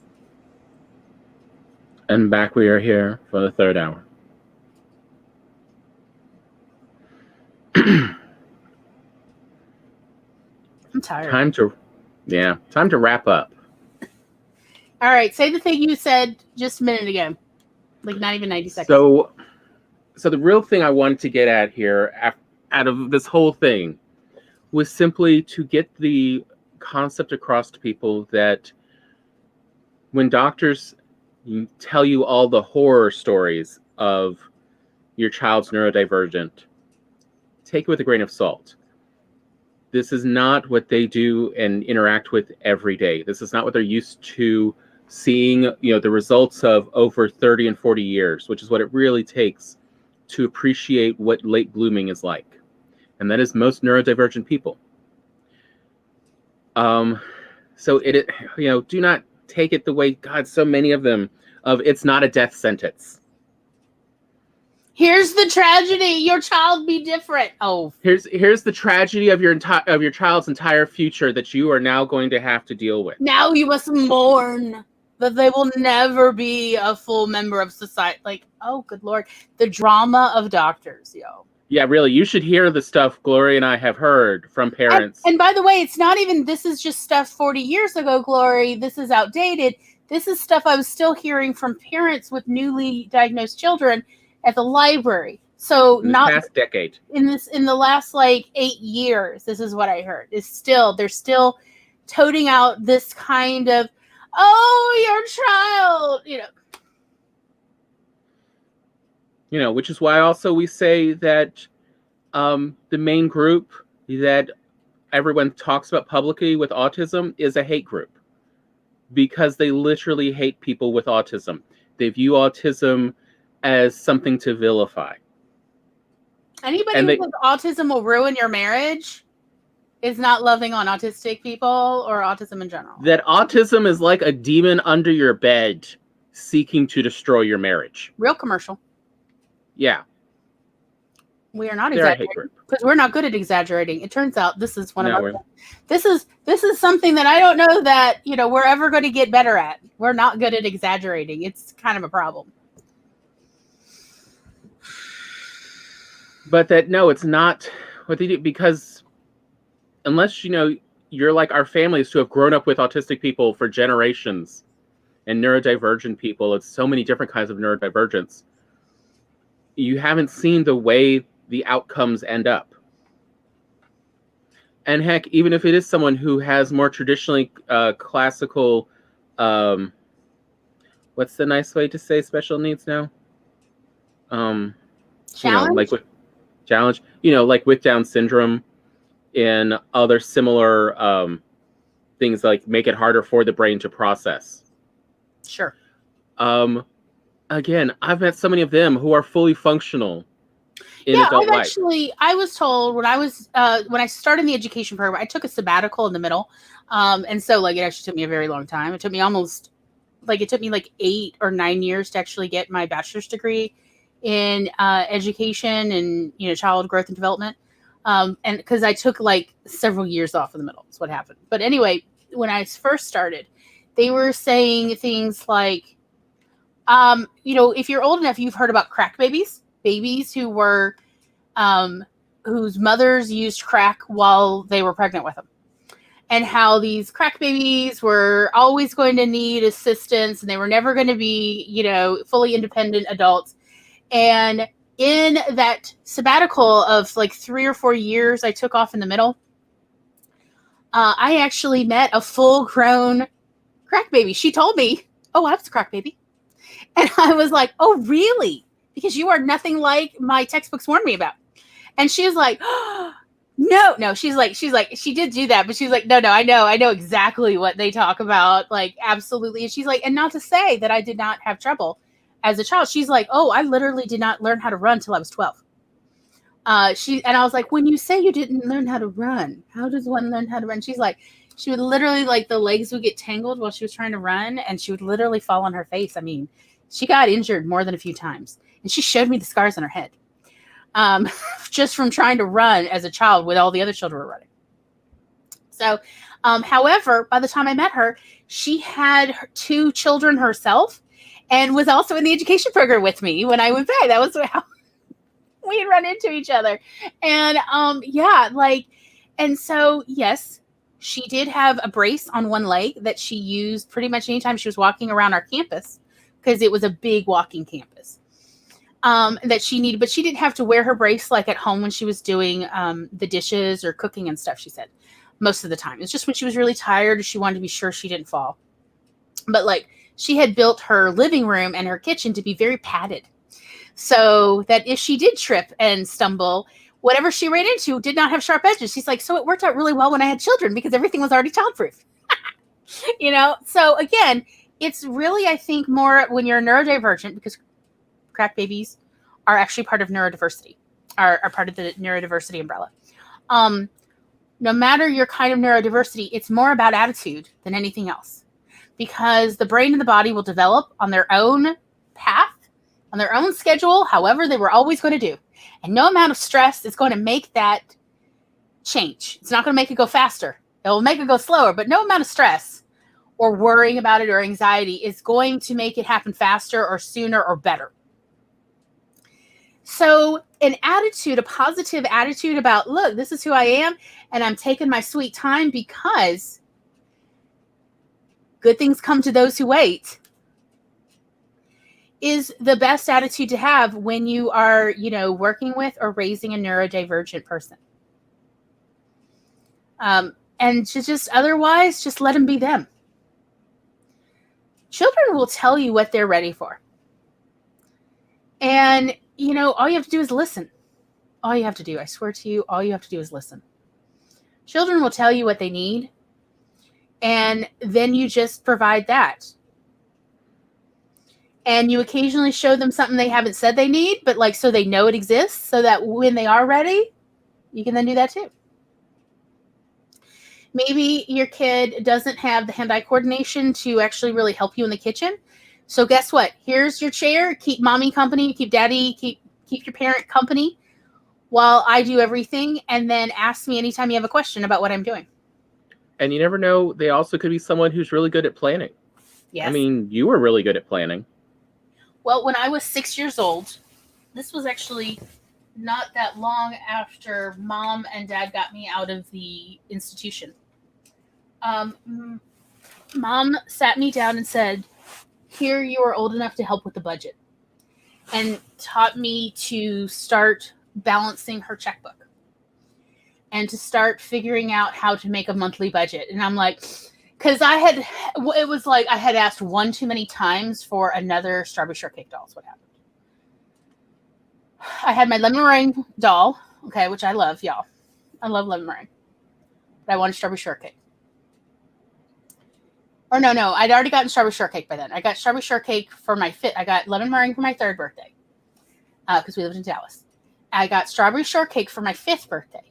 And so it had already been past my 6th birthday, and I was like, hey, for Christmas, can I get, what was her name? Was it Blueberry Pie? She was so cute. She was a cute little doll. I think it was Blueberry Pie. Or no, was it? There was a Sour Grapes Man, and then there was... Who was the little black girl? I'm trying to remember who she was, and it's like, eh. There was Huckleberry, but it was Blueberry. She had to be Blueberry. She had to be the Blueberry one. She was so cute. I loved her little dress. It was a little gingham thing, if I remember correctly. It was blue gingham, which I thought was so pretty. And I wanted that one, and my mom was like, sure, as soon as you find the money in the budget, you can have it. And I was like, okay. So every Sunday, I had to sit down after lunch, but before dinner, and balance Mom's checkbook, which involved a lot of adding and subtracting. Then she had to check my math. And then once the check was balanced, we had to look at the budget and figure out what we'd already spent and what we needed to still spend on, and what money we had and what money was coming in. And I mean, Mom really walked me through it, but essentially over the years, by the time I was 8, I was pretty much being the one to keep up on the budget that Mom would ask me all the time. How much money do we have? Do we have $5 to go garage selling this week? That kind of thing. And I was essentially keeping it in my head all the time, since I couldn't keep Mom always kept the checkbook with her. She's like, no, you cannot take it to school. Like, because I was like, but I have several classes that are boring and I could balance the checkbook then. And she was like, no, you cannot take it to school.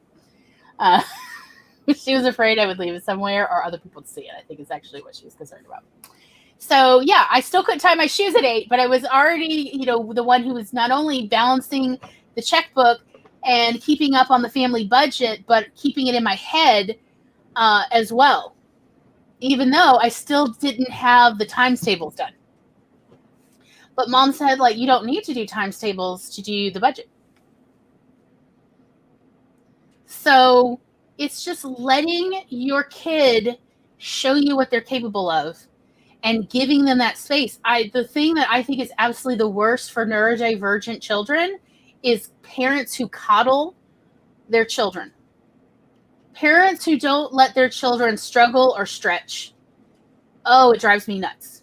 It's like, you know what? Failure is your friend. Let your child experience failure. Not like cruel failure, Not like, Mommy, I've scraped my knee. Oh, go put some soap on it and know the truth of that. No. Which, by the way, it hurts. Spalding Gray said this mother said to him. But like, just simply, oh, I thought this would work and now we've run out of money in the budget and there's, no money. It's like, well, I guess we're eating peanut butter and jelly sandwiches the last week because we did not spend it right, huh? That didn't work out. Now you know.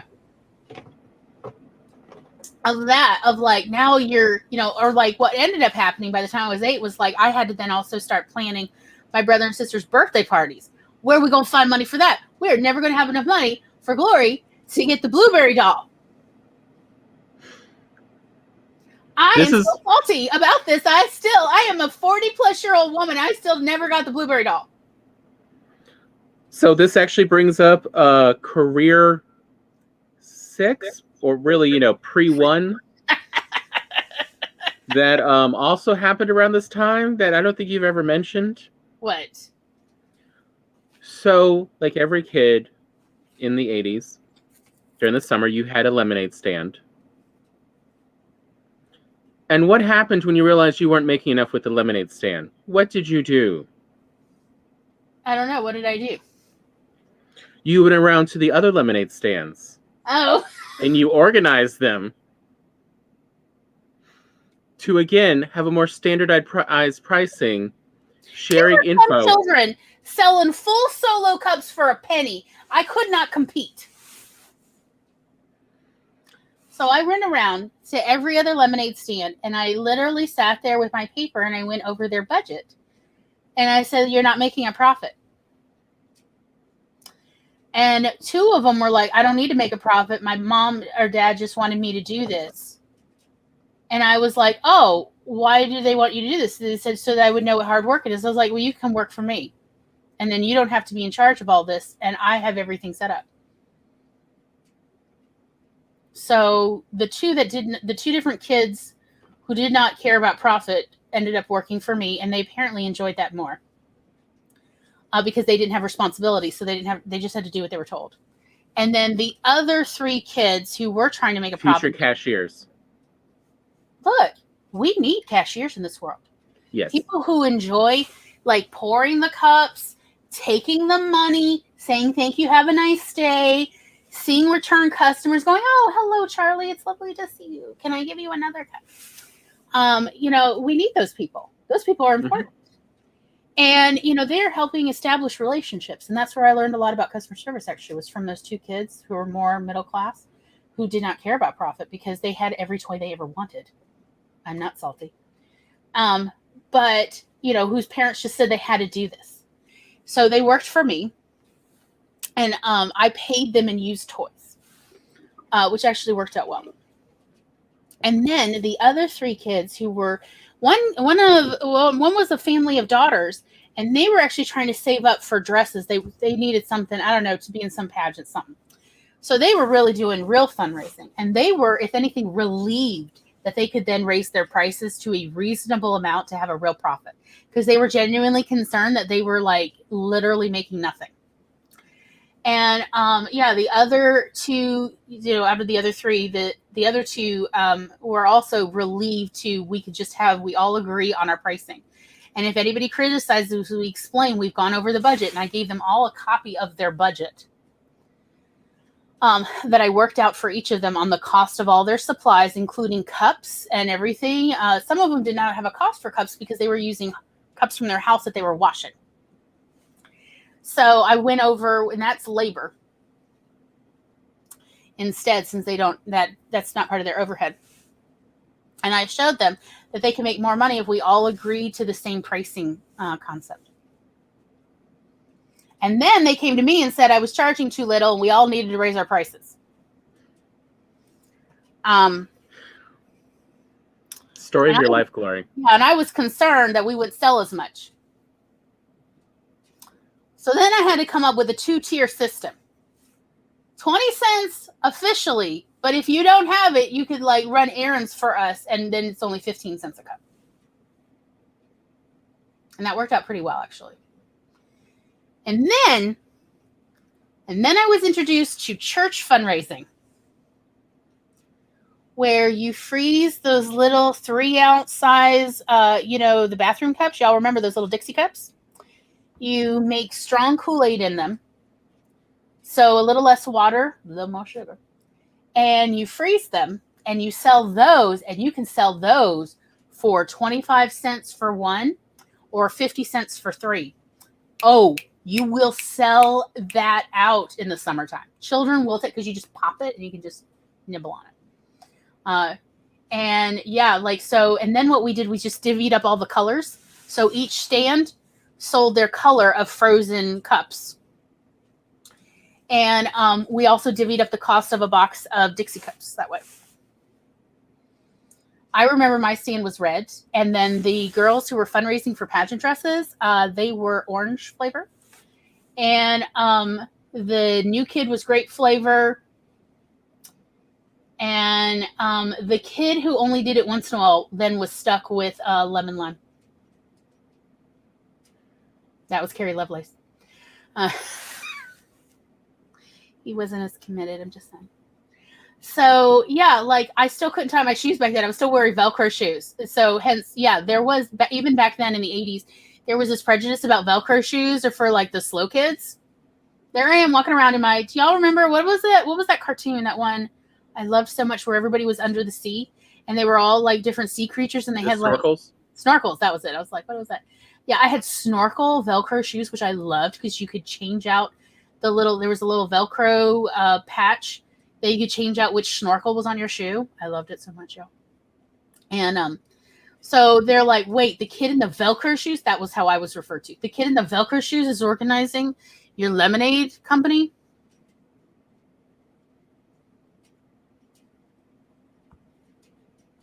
I did not understand what it meant at the time. Mom and Dad assured me it was because my shoes are so styling. Mm-hmm. Don't forget to like and subscribe.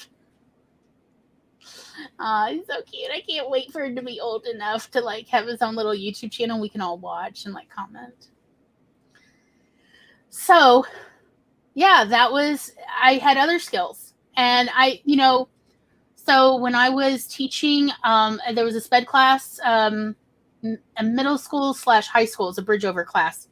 In my early days in the education program, it was 8th and 9th grade kids mostly, and it was mostly kids with Down syndrome or emotional dysfunctions.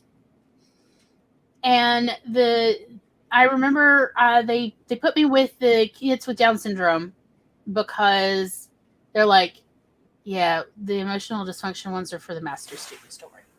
Like, there are layers to the trauma. And I remember talking about, the kids asked me something about my mother. And I, yet again, was not having a great relationship year with my mother. And, they were like, tell us about it. And I'm like, I don't know if I can. The teacher's like, you can tell them what you want. If you don't want to tell them, you don't have to. And I was like, I don't mind telling. I'm not ashamed of it, but like. And I pretty much told them essentially the last 3 conversations I'd had with my mother where she was not nice, difficult. And these kids who, were, they were not in mainstream classes because they were at that age where they could no longer keep up academically, gave me really great emotionally resilient advice on dealing with my mother and how to take care of myself, because I was essentially so mad at her, I was frankly neglecting my own physical needs. Quite honestly, it wasn't a great time in my relationship with my mother. And honestly, their advice is the reason I went back to the education program after my sabbatical, because I was like, these kids actually have something to teach me. Maybe teaching is less of a one-way situation and more about relationships, that you build relationships with your students and you all end up caring about each other. And that seemed more valuable to me. And that is exactly what I got out of it. Many of them kept writing to me afterwards and telling me about their lives, and I would write back. And we kept up on this was before Facebook. And we kept up on each other's lives, and it was really nice. And that was kind of why I actually came back to the education program rather than trying to find a different degree program.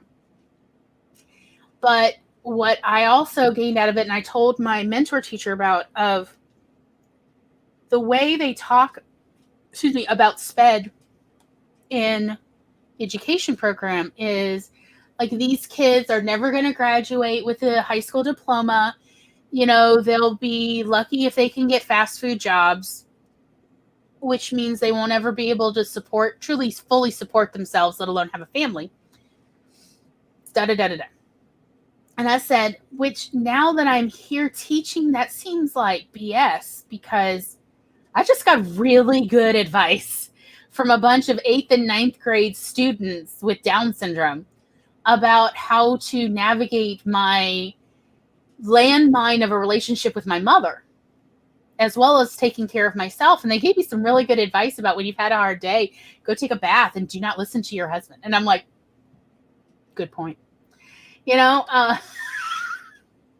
And she said, oh, you have already learned what many SPED teachers do not learn till their 3rd year, is that we, label these kids as academically underachieving. But the truth is, there are more kinds of intelligence, and that are not affected by your chromosomal issues. And I thought, I have so much to learn. I would love to keep coming back to the education program, and love to teach, so I can learn all these things that you can't learn through textbooks. That was why I kept coming. And that was why I got out of it. And it really did teach me, by simply being with real people, that there are different kinds of intelligences, and I have so much to learn, but also maybe I have things to bring to the table that other people don't have. That there's a place for all of us at the table, at the big table. And that made me feel valid too. So I hope that if you are still with us after all this time, 2.5 hours on the show, I hope what you feel like is, no matter who you are, if you are still watching this, that you feel more than you felt when you started watching this show, that you have something unique and important to bring to the table. And we really want to hear about it. And it may be something you're not aware is unique to you. So the only way we're going to all find it out is if you keep talking to us at the table. We love you. If you are still here, we are impressed that you made it. And we hope you will come back again. Next week, we're going to talk about food. It's going to be great. Everybody has to eat in order to keep the body going. I've learned this the hard way. People cannot live on popcorn and apples alone, it turns out. Even if we try. Although I just remember, for tonight, could make a pressure cooker spaghetti and meatballs. I was wondering if you were going to suggest that.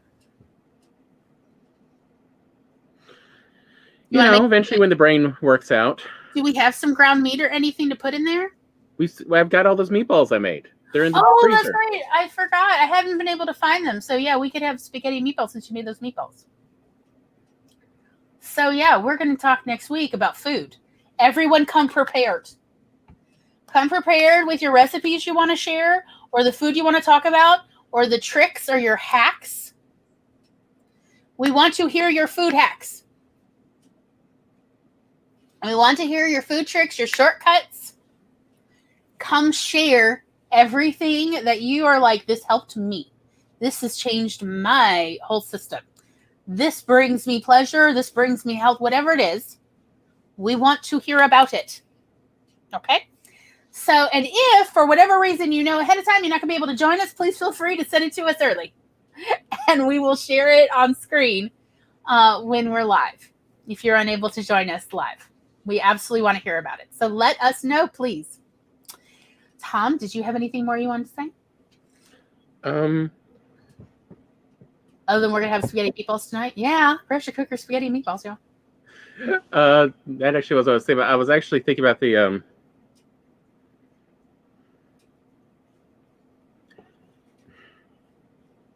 Say the words. Okay, we're gonna real quick just remember Tom is old and Tom's terminology. Come on. But you know how sometimes you have to say the obvious thought before you can get to the other thoughts? And like when the obvious thought I keep having is like one thing I have definitely learned is it tends to be a talent of people with Down syndrome is they are not as easily distracted. They can really concentrate on one thing. And so if you find someone who might be even slightly with Down syndrome in fields where you want them to be paying attention and concentrating on something, go to that one because they are probably going to have some of the best skills at it. Whether that's, I've met several woodworkers who, as they got older, once their fine motor skills got better, really are some of the best woodworkers I've ever met. But also, like you said, the speech therapist of like they're I don't know, they seem to actually have a talent about streamlining. Yeah. Like what matters most and everything else can go take a flying walk versus yes, I'm very intelligent, but I'm also very distractible. I mean, I am truly what you hear about with ADD of there's just so many different thoughts. I'm always that it's harder for me to concentrate on just one subject and to stay, and get through on that. But really, you ever see someone who's in any field that you want someone to pay attention to stuff and they seem even a little bit like down to the drum? Oh no, choose them. Always they know what they're doing. Yeah. Of like everyone has their own unique set of skills that often, especially with neurodivergent, you need to let them sort of figure out on their own of what works together. Mm-hmm. I mean, it's often surprising, but everyone has something that they can be really great at. But it's not always obvious what it would be at the beginning. So again, like you were saying, like, don't coddle your kids. Let them find failure on their own, and then encourage them. If how do you want to now try it? How do you want to, so that they can find their own skills of how they can best approach the world. Yes. Because resilience is the real key to success, not intelligence. But that acceptance of this ain't always going to work, but we're going to try something else. Yes, I would agree. Thank you, Tom. You're welcome. And yes, we will be having an after party immediately following. So, is everybody ready? Let me know if you need a link. And if you don't see this till a few minutes after we end, you can always message me on any of the social media platforms, or at least Twitter and Instagram, which I usually keep open in my other browser. Message me and I will send you a link. So with that, I think we are wrapping up. I think so. Thank you so much for coming. If you haven't already, but you've had a good time, please consider clicking like, maybe subscribing. And if you are already subscribed, I would highly recommend ring that bell so that you can know anytime we're doing pop-up stuff, we're doing random things, we're doing surprise videos or surprise live streams, because that's going to happen. Also, may I highly recommend Twitch. We are actually planning to do more things on Twitch. Tomorrow I will be on Chandra. I believe we'll be actually doing a live stream on YouTube tomorrow evening, and I will be on her, C Chan Wright. I will be on her YouTube, and if it's not on YouTube, it's on Twitch. And then Wednesday night at 8 p.m. Central, so that's 9 p.m. Eastern, Tom and I will be playing dinner and a game. What is the dinner and what is the game? I don't know. I don't know what to tell you. We may actually start watching movies. I'm not sure what's going to happen. It's going to be something. It's going to be grand. And then Thursday on Twitch, we'll have Coffee Bunny at 3:30 Eastern, 3:30 p.m. Eastern. We'll be having Coffee Bunny, and it's going to be lovely. And we're going to chat, and I'll crochet something. I don't know. It's random. Welcome to chaos. Welcome to chaos. Okay, so with that, thank you so much all for coming. We love you. Do you know that? I hope you know that. We love you, and we are proud of you. Because if you are here, you are obviously trying, and that's what matters. So thank you again, and please enjoy our lovely Awkward Sibling outro with music by C.E. Dorset. Bye-bye, everybody.